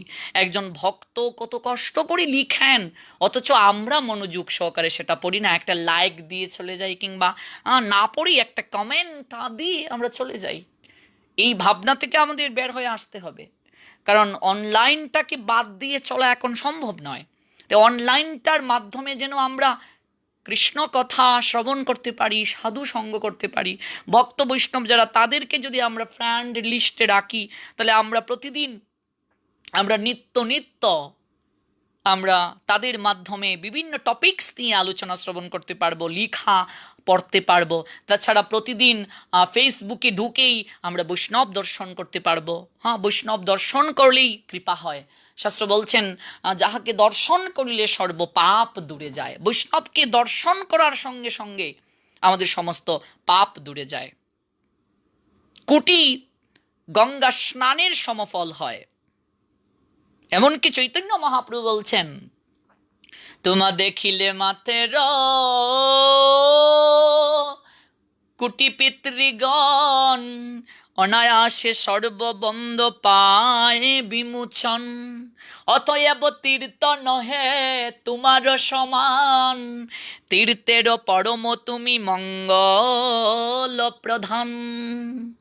একজন যথার্থ বৈষ্ণব, সেই বৈষ্ণবকে দর্শন করার সঙ্গে সঙ্গে কোটি গঙ্গা স্নানের ফল হয়। এমনকি তীর্থযাত্রায় যে ফল হয় তার চেয়ে অধিক ফল হয় একজন যথার্থ বৈষ্ণবকে, একজন আচরণশীল সাধুকে যদি আমরা দর্শন করি। তাহলে ফেসবুকের মাধ্যমে আমরা সাধুসঙ্গ করতে পারছি। যদি বৈষ্ণব, যদি ভক্ত, তাদেরকে আমরা ফ্রেন্ড লিস্টে রাখি, ফেসবুকে ঢুকেই আমরা বৈষ্ণব দর্শন করতে পারছি। তাই সবার কাছে আমার একটা অনুরোধ থাকবে, আপনারা অবশ্যই ফেসবুকে যে লেখাগুলো দেয়া হবে, যে সকল ভক্তবৃন্দ বিভিন্ন লেখা দিচ্ছেন বিভিন্ন টপিকস নিয়ে, ওই লেখাটা যেন মনোযোগ সহকারে আপনারা পড়েন এবং সেই লেখাগুলোকে আপনারা শেয়ার করবেন। আপনি শেয়ার করলে আরও অনেক মানুষ, অনেক ভক্ত জানতে পারবে। একটা লেখার মাধ্যমে, একটা লেখা শ্রবণের মাধ্যমে, পঠনের মাধ্যমে মুহূর্তের মাঝে অন্য কারো হৃদয় পরিবর্তন হয়েও যেতে পারে, চিত্ত পরিবর্তন হয়ে যেতে পারে। তাই এই বিষয়টার প্রতি আমাদের অবশ্যই গুরুত্ব দেয়া প্রয়োজন। তো আমরা যে বিষয়ে আমরা শ্রবণ করছিলাম, আমরা এতদিন জানলাম যে ভক্ত ভগবানের নামে কাঁদে, ভক্ত ভগবানের নামে আর্তনাদ করে। আজ ভাগবত দেখিয়ে দিলেন তার চেয়ে বেশি আর্তনাদ করেন ভগবান ভক্তের জন্য। আজ আমার গোবিন্দ দাঁড়িয়ে আছেন, রথের দিকে দৃষ্টি গোচরিত করাচ্ছেন। যত দূর দৃষ্টি যায় তত দূর পর্যন্ত হাত নাড়িয়ে উদ্ধবকে বিদায় দিচ্ছেন। আর মনে মনে বলছেন, উদ্ধব, আমি যেমন করে তোমায় বলেছি তুমি ব্রজধামে গিয়ে সেই রূপ তুমি আচরণ করিও, সেইভাবে বলিও। হঠাৎ করে দৃষ্টির বাহিরে রথ মিলিয়ে গেল। গোবিন্দের চোখ বেয়ে টপ টপ করে অশ্রু ঝরল। এবার গোবিন্দ আমার তিনি রাজভবনে প্রত্যাগমন করবেন। আমরা গোবিন্দকে রাজভবনে পাঠিয়ে আমরা আলোচনা নিয়ে যাচ্ছি এবার আরেকটু অগ্রসর করে উদ্ধব মহারাজের দিকে। দেখি উদ্ধব মহারাজ রথে চড়ে কিভাবে তিনি বৃন্দাবনে যাচ্ছেন। অগ্রসর হতে লাগলো রথ ব্রজের দিকে। শ্রীমান উদ্ধব ভাবতে লাগলেন পথে পথে ব্রজ বিরোহী মাধবের কথা। এদিকে মাধব চিন্তা করছেন উদ্ধবের কথা। ব্রজে যাচ্ছেন ভগবান, চিন্তা করছেন আমার পরম প্রিয় উদ্ধব ব্রজে যাচ্ছে। কতই না শোভা সম্পদ আমার ব্রজভূমি। আজ আমার বিরহে সেই ব্রজের সুকান্তময়তা নষ্ট হয়ে গিয়েছে। এরপরেও উদ্ধব যাচ্ছে ব্রজে। অন্তত উদ্ধবকে দেখে আমার অদর্শন কিছুটা হলেও লাঘব হবে, কিছুটা হলেও সান্ত্বনা পাবেন আমার সেই ব্রজেশ্বরী, আমার সেই শ্রীমতী রায়ধনী, সেই আমার মাতৃজননী যশোমতী মা, আমার পিতৃদেবতা আনন্দ মহারাজ, কিছুটা হলেও তিনি শান্তি পাবেন। এদিকে উদ্ধব মহারাজ সেই রথে চড়ে ধীরে ধীরে অগ্রসর হচ্ছেন। ব্রজবাসীগণের দর্শন লাভ হবে, সেবা করার সৌভাগ্য হবে। আনন্দ আর ধরে না উদ্ধবের। কৃতার্থতার গভীর অনুভূতির উজ্জ্বলতা উদ্ধবের মুখে চোখে। এই আন্তর প্রফুল্লতা পরম সহায়ক হয়েছে ব্রজ সৌন্দর্যকে দর্শন করার। ব্রজধাম যদি কারো দর্শন করার জীবনে সৌভাগ্য না হয়, বৃন্দাবন যদি দর্শন করার কারো সৌভাগ্য না হয়, তাহলে এই মানব জীবনই বৃথা। এই জীবনটাই অপূর্ণ থেকে গেল যদি বৃন্দাবন দর্শন না হয়। বৃন্দাবনের সেই অপূর্ব মাধুর্য মণ্ডিত অনিন্দময়তা যদি দর্শন না হয়, এই মনুষ্য জীবন লাভ বিফল হয়ে গেল। বৃন্দাবন দর্শন করা রাধারানীর কৃপা না হলে হয় না। আজকে সেই অপ্রাকৃত দর্শন হবে। উদ্ধবের আনন্দে আর ধরে না। ব্রজ দর্শনের জন্য উদ্ধবের উৎকণ্ঠা পূর্ব হতেই ছিল। পূর্ব থেকে হৃদয় মাঝে এই ইচ্ছেটা ছিল, বৃন্দাবন তিনি দর্শন করবেন। আজ শ্রীকৃষ্ণ আদর মাকা আবেগ বড় আদেশ করে ব্রজধামে পাঠিয়েছেন। ব্রজের প্রত্যেকটি বৃক্ষলতা শ্রীকৃষ্ণের লীলা মধুরিমা উদ্দীপনা করতে লাগলো উদ্ধবের অন্তরে। শ্রী ব্রজে প্রবেশ করা মাত্রই প্রাণ ভরা অনুভূতি নিয়ে উদ্ধব ভাবছেন, আহারে, এই সেই ব্রজভূমি যেটায় নিত্য বিহার করেছেন আমার বনবিহারী। এই সেই বনবীতি যেখানে রঙ্গে ভঙ্গে নৃত্য করেছেন আমার প্রাণীর সখা গোবিন্দ। আহারে, এই সেই ব্রজধাম, যে ব্রজধামে আমার ব্রজ সুন্দর সখাদের নিয়ে খেলা করেছেন। এই বৃক্ষতলে উপবেশন করে রবি ক্লান্ত হয়েছেন। এই ছায়াকুঞ্জের পল্লব সজ্জায় বিশ্রাম করেছেন ক্রীড়াশ্রান্ত আমার প্রাণনাথ প্রাণ গোবিন্দ। এই নিপ মূলে ললিত ঠামে দাঁড়িয়ে বেণু বাজিয়েছেন, ধেনুর নাম দড়িয়ে মধুর পঞ্চম তানে ধেনুগণকে দেখেছেন। এই বৃক্ষরাজির স্নিগ্ধ ছায়ার পুলিনে ভোজন করেছেন আমার প্রিয় বয়স্যগণে পরিবেষ্টিত হয়ে সখাদেরকে নিয়ে আমার প্রাণ সখা গোবিন্দ। ধন্য ব্রজের তরুলতা গিরিবন দুর্লভ পাদপদ্ম স্পর্শ করে কত অনুরাগ নিয়ে তোমরা কত আনন্দে সময় কাটিয়েছ গো। আজ তোমাদের সান্নিধ্যে এসে আমি ধন্য। প্রণাম করলেন ব্রজধামকে উদ্ধব মহারাজ। দেখতে লাগলেন উদ্ধবের নয়ন আজ লুলুপ হয়েছে অসংখ্য লতা কাননের দিকে চেয়ে। পুষ্প ফলে পরিশোভিত আমোদিত প্রাণ বড়া গন্ধে উদ্ধবের হৃদয় আমোদিত হয়ে গেল। প্রতি ফুলে ফুলে ভ্রমরের গুঞ্জন, প্রতি শাখায় শাখায় কোকিলের কাকলি। সর্বত পুষ্পিত বনম দ্বিজালি কুলনাদিতম, ভাগবত বলছেন। কত শত দীর্ঘিকা, তাতে রাশি রাশি ফুটন্ত পঙ্কজের নিরুপম শোভা। সৌরভে দিগ মণ্ডল মাতুহারা হংস কারা গুণ্ড প্রবৃতি জলপাকিগণের উল্লাস ধ্বনিতে সরোবর সমূহ মুখরিত। উদ্ধব দর্শন করলেন উদ্ভারাক্রান্ত গাবিগণ ছুটছে নিজ নিজ বৎসগণের প্রতি। শক্তিশালী বৃষগণ যুদ্ধ করছে ঋতুমতী ধেনুগণের জন্য। শ্বেত বর্ণের বৎসগণ সানন্দে ইতস্তত লাফিয়ে লাফিয়ে দৌড় দিচ্ছে। উদ্ধব শুনলেন চারিদিকে গুদুহনের শব্দ। বাছুরি ছেড়ে দাও, গুদুহনের ভাণ্ডটা এগিয়ে দাও, এই দুধ বড়া ভাণ্ডটি নিয়ে যাও, এই দড়িটা ধরো, এই তাড়াতাড়ি করো। উদ্ধব শুনছেন। একজন অপরজনকে বলছেন, হেরে কোথায় রে সখী, একবার দুধ ভাণ্ডটা নিয়ে আয়, এই বাছুরটা ছেড়ে দে, হ্যাঁ এই শক্ত করে ধর, বাছুর যেন না পিতে পারে, দুধ দুহন করতে হবে তো। চারিদিকে শব্দ শুনছেন, বাছুর ছেড়ে দাও, গুদুহনের বান্দটি দাও, এই দুধ বড়া বান্দটি নিয়ে যাও, এই দড়ি ধরো, এই শীঘ্র করো, ইত্যাদি নানাবিধ শব্দে গুষ্ট মুখরিত। উদ্ধব দেখলেন গৃহে গৃহে হুম অনুষ্ঠান, অগ্নি সূর্য দেবতার পূজা, নব নব তৃণগ্রাস দিয়ে গাবিগণের আপ্যায়ন, মধুর বচন সৎকার দ্বারা অতিথি ব্রাহ্মণ পিতৃলোক দেবলোকের আরাধনা। উদ্ধবের নয়ন পথে পড়ল ব্রজের প্রত্যেকটি গড় দুয়ার ফুলের দ্বারা সুসজ্জিত। প্রত্যেক গৃহ মধ্যে উজ্জ্বল প্রদীপের শোভা, প্রাণ মাথানু ধূপ দীপের গন্ধ। যেদিকে দৃষ্টি পড়ে উদ্ধবের সেই দিকে মনোরম। গোপবালকগণ উল্লাসে নাচছে, কেউ বা সিঙ্গা বাজাচ্ছে, কেউ বা বেণুবাদন করছে। আহারে, এই তো সেই বৃন্দাবন, কি আনন্দ গণ বৃন্দাবন। এই জন্য এই ব্রজধামের সুকান্তময়তা দর্শনে প্রত্যেকের ভক্ত আনন্দে ভরে যায়। বিরহে কাঁদেন বৈষ্ণব কবিগণ, ও ব্রজের আশাতে প্রাণ প্রাণ বাঁচে না, আমার বুঝি ব্রজে যাওয়া হলো না। ওগো আমায় নিয়ে ব্রজেতে চলো, যাত্রা করে পথে মরেলে তাই সে ভালো। বৈষ্ণব কবিগণ আর্তনাদ করছেন, আহারে ব্রজধাম, আহারে বৃন্দাবন, আমার কেন যাওয়া হলো না, আমার ভাগ্য হলো না বৃন্দাবন দর্শনের। ওগো আমায় নিয়ে ব্রজধামে চলো গো, আমায় নিয়ে ব্রজধামে চলো।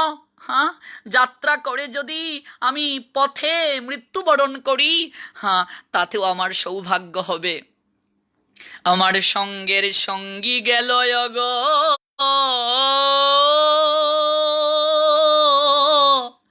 হগো আমার যাওয়া হলো না। ব্রজের আশাতে প্রাণ বাঁচে না, আমার বুঝি ব্রজে যাওয়া হলো না। বৈষ্ণব কবির হৃদয়ের আর্তনাদ, ব্রজ দর্শনের লালসা। আজ উদ্ধব মহারাজ সেই ব্রজ দর্শন করে বলছেন, আহারে এই সেই ব্রজধাম। যেদিকে দৃষ্টি পড়ে উদ্ধবের সেই দিকেই মনোরম। গোপ বালকগণ উল্লাসে নাচছে, কেউ সিঙ্গা বাজাচ্ছে, কেউ বা বেণুবাদন করছে। যখন পৌঁছে গেলেন উদ্ধব ব্রজে, তখন সূর্যদেব অস্তাচলগামী।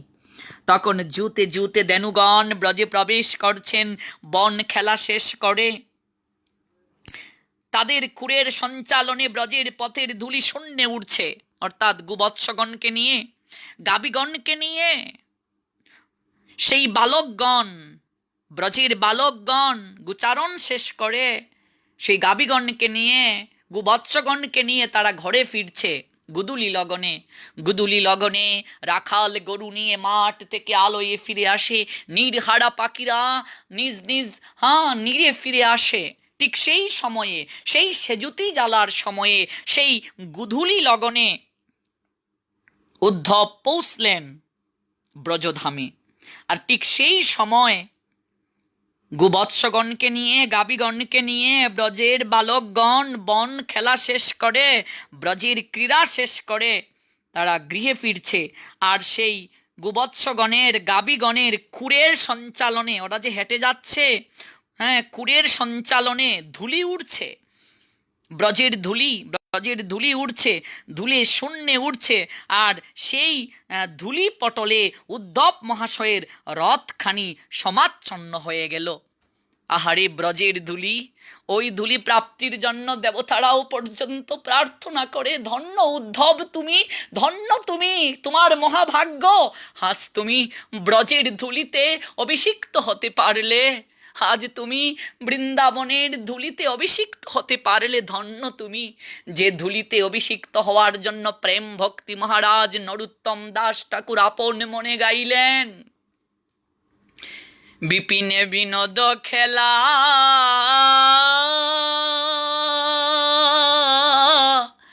সঙ্গেতে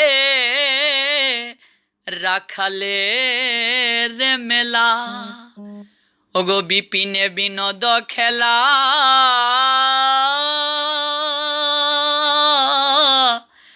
সঙ্গেতে রাখালে রে মেলা। আমি তাদের চরণের ধুলা মাখিব গো, হরি বলব আর মদন মোহন হেরিব গো। যে প্রেম ভক্তি মহারাজ নরোত্তম দাস ঠাকুর আপন মনে প্রার্থনা করেছিলেন, আমি কবে ব্রজধাম দর্শন করিব, আমি বিপিনে বিনোদ খেলা এবং সঙ্গেতে রাখালগণের সঙ্গে যে অপ্রাকৃত ক্রীড়া হয়, আমি সেই ক্রীড়া কবে আমি দর্শন করতে পারব, আমি কবে তাদের চরণ ধুলিকে আমি আপন মমত্বে আমার সেই অবসাদ গাত্রের মাঝে স্থাপন করতে পারব, আমার কবে সেই দিনটি হবে।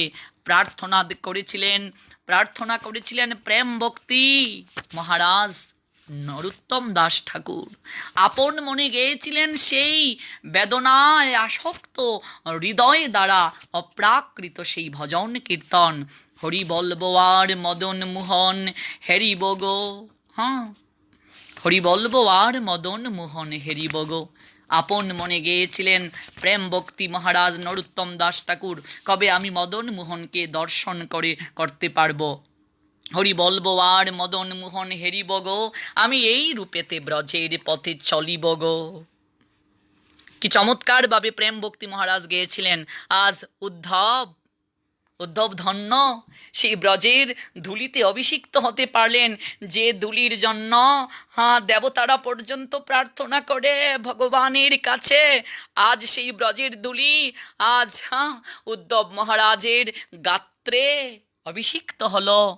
গুধুলি কালের গুকুর রেণু জালে দুসর তনু উদ্ধব তাতে ধন্য মনে করলেন আপনাকে। শ্রীকৃষ্ণের চরণ চুম্বিত ধুলির বাতাসে উদ্ধবের দেহ আনন্দে কণ্টকিত, ব্রজবন যেন তাকে স্বাগত জানালেন ধুলি মাখা হস্তে।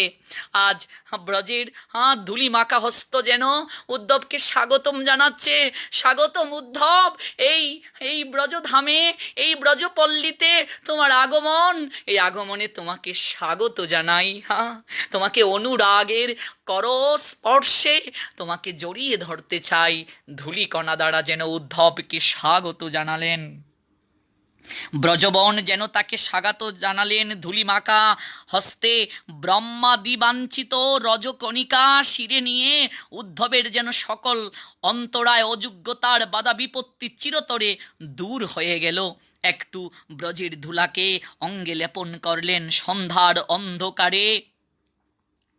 ধূলি সমাচ্ছন্ন উদ্ধব ও তার রথ তখন বিশেষ কারো দৃষ্টিপথে পড়ল না।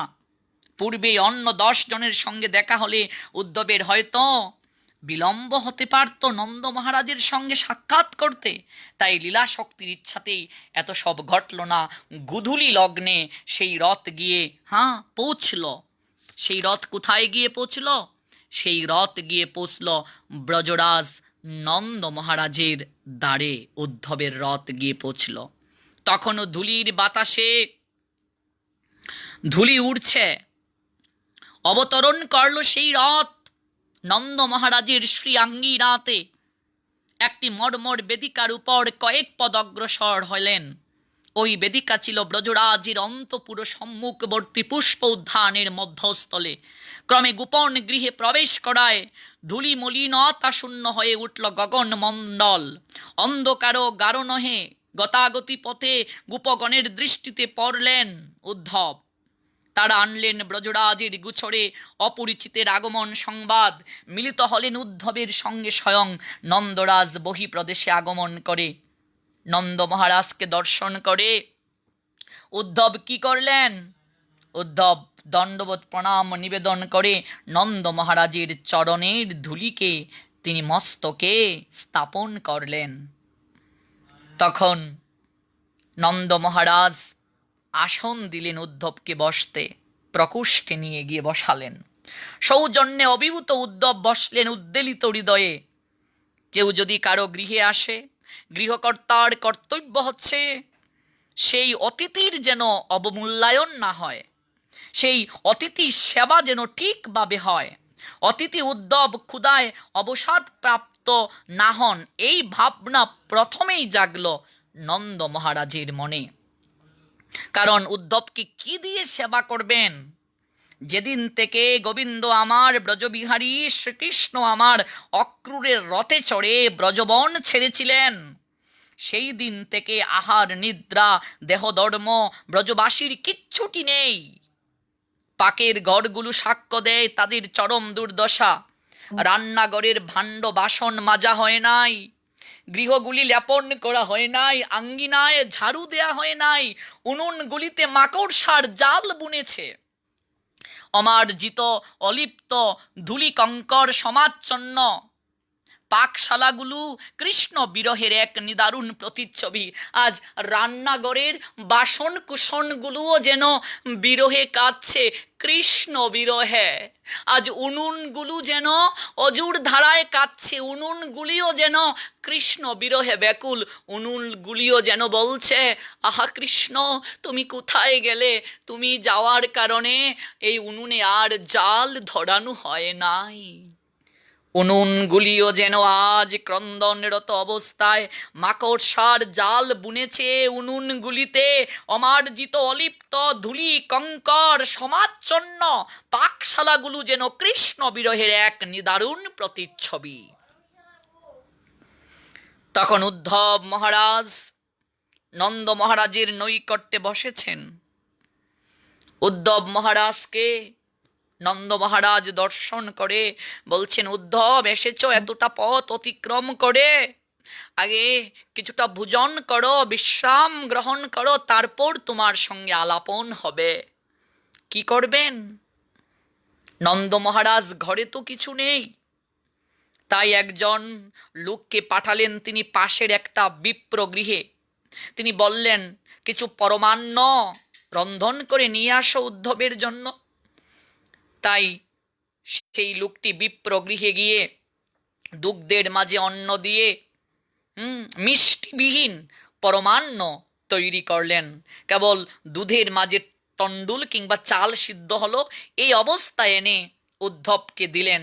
উদ্ধব সেটা গ্রহণ করলেন। উদ্ধবের উদরের ক্ষুধা ছিল, তাই যা পেলেন অমৃত তুল্য আস্বাদন হলো। ভাগবতের 10ম স্কন্ধের 46তম অধ্যায়ের 15নং শ্লোকে বলা আছে, ভূজিতঃ পরমান্নেন সংবিষ্টং কৌশিপৌ শুকম গত শ্রমম পর্যপৃচ্ছৎ পাদ সংবাহনাদিবিহ।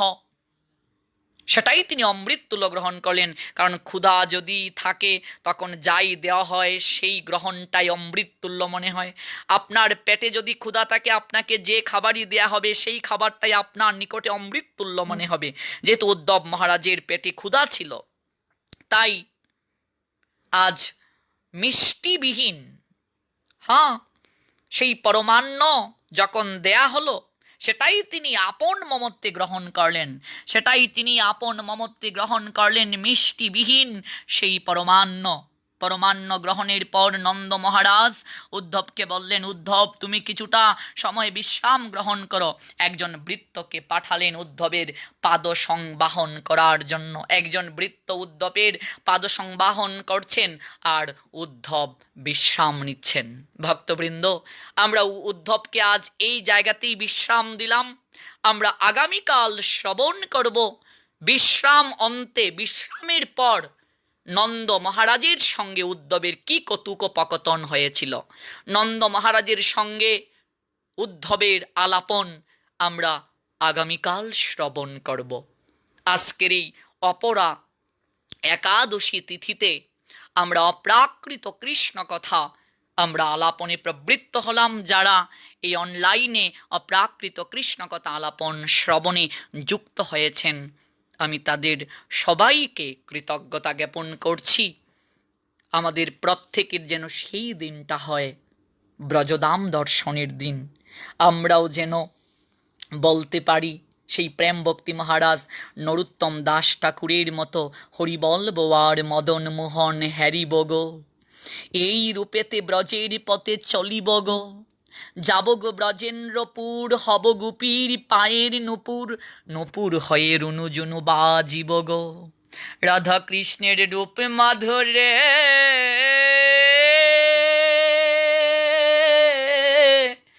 দেখিব দু নয়ন ভরি, নিকুঞ্জের দ্বারের দ্বারি আমি রহিব গো, বিপিনে বিনোদ খেলা সঙ্গেতে রাখালের মেলা, তাদেরও চরণের ধুলা মাখিব গো, ব্রজবাসী তোমরা সবে এই অবিলাসে পুরাও এবে, আরে কবে কৃষ্ণের বাসি শুনিব গো, হরি বলব ও হরি, হরি বলব আরে মদন মোহন, মোহন হরি বগ, এ দেহ অন্তিম কালে আমি রাগব শ্রী যমুনার জলে, আমি জয় রাধে গোবিন্দ বলে ভাসিব গো, কহে নরোত্তম দাস না পুরিলয় বিলাস, আমি আর কবে ব্রজে বাস করিব গো। কবে সেই দিনটি হবে ব্রজধামে বাস করার। ভক্তবৃন্দ আশীর্বাদ করবেন আমার মতো জীবাধমের ব্রজধাম দর্শনের আবার কবে সুযোগ হবে কিনা। রাধারানীর অশেষ করুণাতে গত কার্তিক মাসে ব্রজধাম দর্শন করার সুযোগ হয়েছিল, আবার কবে সেই দর্শনের সুযোগ হবে সেটা শ্রীমতী রাধারানী জানেন। আপনাদের সবারও সেই ব্রজধাম দর্শনের সুযোগ হোক, এটাই আজ পুণ্যতিথিতে রাধা গোবিন্দের নিকটে প্রার্থনা করি।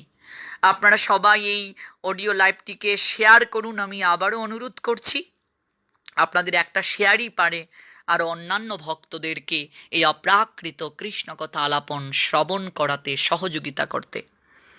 যারা যারা যুক্ত হয়েছেন এই লাইভে তাদের প্রত্যেককেই কৃতজ্ঞতা জ্ঞাপন করছি। যুক্ত হয়েছেন এই লাইভটিতে সুমন রায় হরে কৃষ্ণ, রঞ্জন রায় হরে কৃষ্ণ, আমার মাসি জুইমিতা অর্থাৎ তুলসী মাসি রাধে রাধে, যুক্ত হয়েছে সখা রাজ রাধেশ্যাম, পাপন গোপঞ্জন হরে কৃষ্ণ, সুজিত দাস হরে কৃষ্ণ, পরেশ রায় হরে কৃষ্ণ, সখা সুব্রত হরে কৃষ্ণ, যুক্ত হয়েছে আমার গুরুব্রাতা সুমন বণিক সাগর হরে কৃষ্ণ, যুক্ত হয়েছেন জয় কৃষ্ণ দাস হরিবল, যুক্ত হয়েছেন আমার সখা শিব শঙ্কর বসাক, যে আমাকে অনেক অনেক ভালোবাসে, জয় রাধেশ্যাম সখা, যুক্ত হয়েছে রামকৃষ্ণ হরে কৃষ্ণ, যুক্ত হয়েছেন আমার সঙ্গে সুব্রত রায় হরিবল, এবং দ্বিজহরি বাবাজি মহারাজ। মহারাজ আপনি জানেন কি না, আমি উদ্ধব মহারাজের অপ্রাকৃত চরিত্র কথা এবং উদ্ধব সন্দেশ নিয়ে গতকাল থেকে লাইভে আসছি। প্রতিদিন আম, এই অপ্রাকৃত কথা নিয়মিতভাবে লাইভে বলা হবে। রাত 9টার দিকে প্রতিদিন আসবো, আপনি অবশ্যই শ্রবণ করতে আসবেন। আপনি উদ্ধব সন্দেশ এবং ভ্রমর গীত অনেক পছন্দ করেন, অবশ্যই আপনার অনুরোধটি আমি গ্রহণ করব এবং চেষ্টা করব শ্রবণ করাতে। যুক্ত হয়েছেন সকা অপকৃষ্ণ কক্সবাজার থেকে। রাধেশ্যাম যুক্ত হয়েছে আমার কাছের জনের মাঝে একজন অন্যতম রঞ্জিত দাস, হরিবল।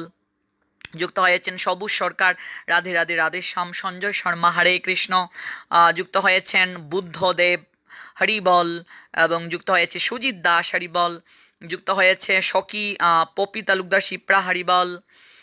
যুক্ত হয়েছেন আমার সঙ্গে আরও অনেকেই যারা শুরু থেকে ছিলেন, তাদের সবার নাম বলা সম্ভব হচ্ছে না, তাদের সবাইকে ধন্যবাদ। শিবানী দেব, হরিবল। যুক্ত হয়েছেন পুলক দাস, নয়ন, রাধে রাধে রাধেশ্যাম, দণ্ডবোধ প্রণাম। এবং আরও অনেকেই যুক্ত হয়েছেন, সজীব রায়, সাজন, হরিবল।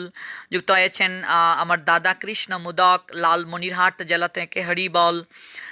যুক্ত হয়েছেন সুমন সূত্রধর, হরিবল। রতন তালুকদার এবং আরও যুক্ত হয়েছেন পিয়াস সূত্রধর, হরিবল।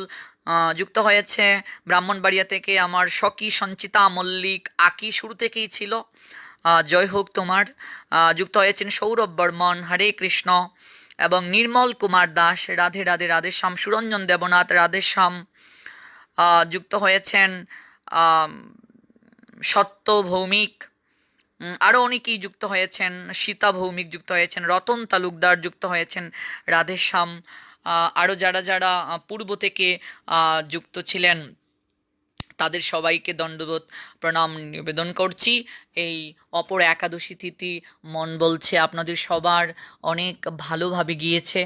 চেষ্টা করবেন রাত জাগরণ করার, যদি তাতে নাও পারেন অন্তত 3টা পর্যন্ত রাত জাগরণ করার চেষ্টা করবেন। আমার সঙ্গে এক্ষুনি যুক্ত হলেন নিলয় দেব, শ্রীমঙ্গল থেকে। দণ্ডবোধ প্রণাম দাদা। আপনি অবগত আছেন কি না, আমি প্রতি রাত 9টায় লাইভে এসে অপ্রাকৃত কৃষ্ণকথা শ্রবণ করানোর মনোরথে আছি।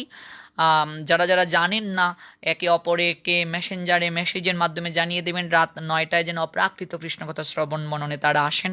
সবার মঙ্গল হোক, সবার অপ্রাকৃত কৃষ্ণকথা আলাপনে রতি হোক, মতি হোক। এই অপ্রাকৃত কৃষ্ণকথা শ্রবণ মননে শুরু থেকে যুক্ত ছিলেন আমার কাছের জনের মাঝে অন্যতম একজন শুভকে অসংখ্য ধন্যবাদ এবং কৃতজ্ঞতা। যুক্ত হয়েছেন আমার সঙ্গে সখা সুব্রত কৃষ্ণ দাস, ধন্যবাদ সখা তোমাকে। এবং শুরু থেকে ছিলেন সুব্রত, পপি এবং আকি, ওরা শুরু থেকেই ছিলেন গায়ত্রী এবং পাপন গোপ, অঞ্জন শুরু থেকেই ছিলেন, আরও অনেকেই শুরু থেকে ছিলেন, সুমন শুরু থেকেই ছিলেন, গুরুব্রাতা। সবার মঙ্গল হোক। তবে যাওয়ার আগে আরেকটি কথা, সেটি হচ্ছে এই অপ্রাকৃত কৃষ্ণ কথা আলাপনে যদি কারো হৃদয় মাঝে বিন্দুমাত্র প্রেম ভক্তি জাগ্রত হয়ে থাকে, তার সম্পূর্ণ অবদান, তার সম্পূর্ণ ক্রেডিট আমার অস্মদীয় গুরু মহারাজের, ওম বিষ্ণুপাদ ভক্তি প্রাপন্ন জ্যোতি গোস্বামী গুরু মহারাজের। জয়যুক্ত হন উনি। তবে অনেকেরই একটা অনুরোধ, যে একটা ভজন কীর্তন শ্রবণের অনেকেই অনুরোধ করছে শুরু থেকে। তো আমার প্রবচনের ফাঁকে ফাঁকে আমি অনেক ভজন করেছি, তবুও সবার যেহেতু অনুরোধ, সেই অনুরোধে আমি একটি ভজনের কয়েকটা কিঞ্চিত পদ একটু শ্রবণ করানোর চেষ্টা করছি। কায় মনোবাক্যে শ্রবণ করুন সবাই। ভজ হরে মন। আসলে খালি গলায় মৃদঙ্গ থাকলে সবচেয়ে ভালো হতো, তাছাড়া অধিক রাত হয়েছে, চেষ্টা করছি। ভজ হরে মন শ্রীনন্দের নন্দন, ভজ হরে মন শ্রীনন্দের নন্দন অভয় চরণার বিন্দরে বজহরে মন শ্রীনন্দের নন্দন অভয় চরণার বিন্দরে দুর্লভ মানব জনম সৎ সঙ্গে দুর্লভ মানব জনম সৎ সঙ্গে তর হয়েই ভব সিন্দুরে বজহরে মন শ্রীনন্দের নন্দন বজহরে মন শ্রীনন্দের নন্দন অভয় চরণার বিন্দুরে শীতয়াতপ বাত বরিশন এদিন যামিনী জাগিরে শীতয়াতপ বাত বরিশন এদিন যামিনী জাগিরে বিফলে সে বিনু বিফলে সে বিনু কৃপণ দুরজন বিফলে সে বিনু কৃপণ দুরজন চপল শুকল গোলাগিরে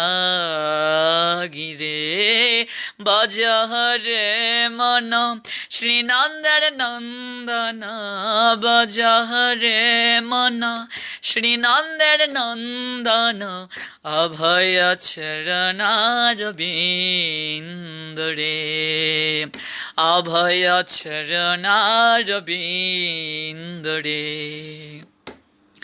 এ ধন যৌবন পুত্র পরিজন ইতে কি আছে পরতীরে এ ধন যৌবন পুত্র পরিজন ইতে কি আছে পরতীরে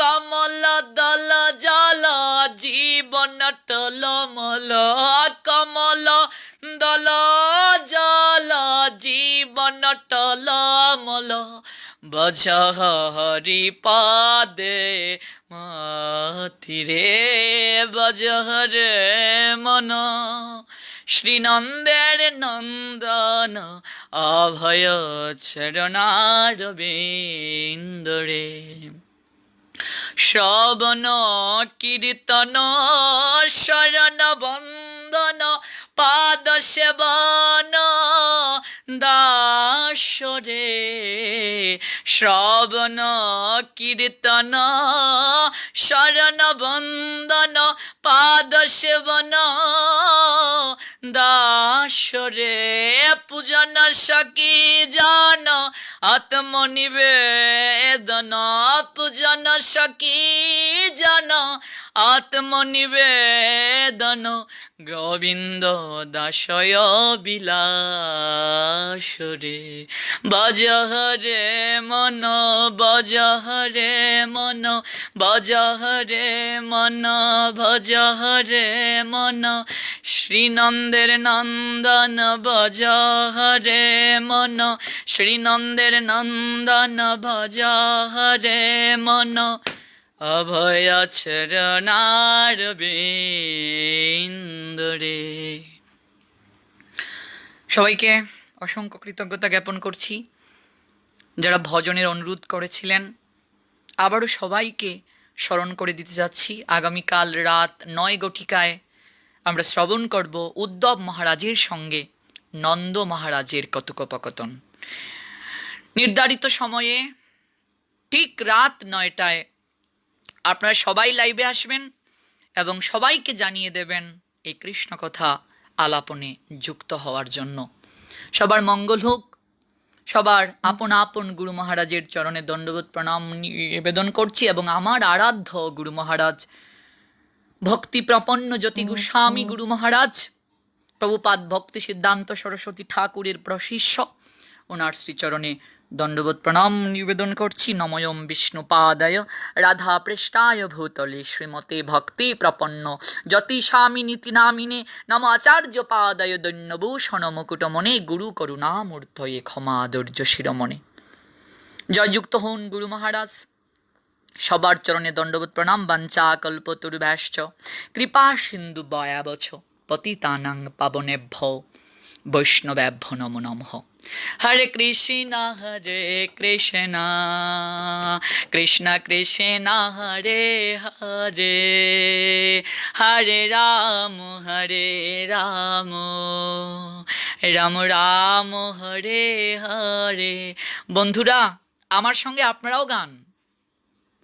আমি গাইছি, আপনারা গাইছেন তো? কমেন্টে জানিয়ে দিন আমার সঙ্গে সঙ্গে আপনারাও গাইছেন কি না। হরে কৃষ্ণ কৃষ্ণ কৃষ্ণ হরে হরে হরে রাম রাম রাম হরে হরে। হরে কৃষ্ণ কৃষ্ণ কৃষ্ণ হরে হরে হরে রাম রাম রাম হরে হরে। হরে কৃষ্ণ কৃষ্ণ কৃষ্ণ হরে হরে হরে রাম রাম রাম হরে হরে। হরে কৃষ্ণ কৃষ্ণ কৃষ্ণ হরে হরে হরে রাম রাম রাম হরে হরে। হরে কৃষ্ণ কৃষ্ণ কৃষ্ণ হরে হরে হরে রাম রাম রাম হরে হরে। সবাই কীর্তন করুন। হরে কৃষ্ণ কৃষ্ণ কৃষ্ণ হরে হরে হরে রাম রাম রাম হরে হরে। হরে কৃষ্ণ কৃষ্ণ কৃষ্ণ হরে হরে হরে রাম রাম রাম হরে হরে। জয় রাধে জয় রাধে জয় রাধে জয় রাধে জয় রাধে জয় রাধে প্রেমময়ী শ্রী রাধে। জয় রাধে জয় রাধে প্রেমময়ী শ্রী রাধে। জয় গুরুদেব গুরুদেব গুরুদেব জয় গুরুদেব জয় পরম গুরুদেব পরম গুরুদেব পরম গুরুদেব জয় পরম গুরুদেব। জয় প্রভুপাদ জয় প্রভুপাদ ভক্তি সিদ্ধান্ত সরস্বতী ঠাকুর প্রভুপাদ। জয় প্রভুপাদ জয় প্রভুপাদ জগদ্গুরু শ্রীল প্রভুপাদ। জয় জয় জয় জয় প্রভুপাদ প্রভুপাদ প্রভুপাদ প্রভুপাদ। নিতাই গৌর হরি বল হরি বল হরি বল হরি বল। নিতাই গৌর হরি বল হরি বল হরি বল হরি বল। নিতাই নিতাই নিতাই নিতাই নিতাই নিতাই গৌর হরি বল হরি বল হরি বল হরি বল। কৃষ্ণময় শুভরাত্রি। মঙ্গল হোক সবার। জয় শ্রী রাধেশ্যাম। ভিডিওটি আপনার ভালো লাগলে লাইক, কমেন্ট এবং সাবস্ক্রাইব করুন।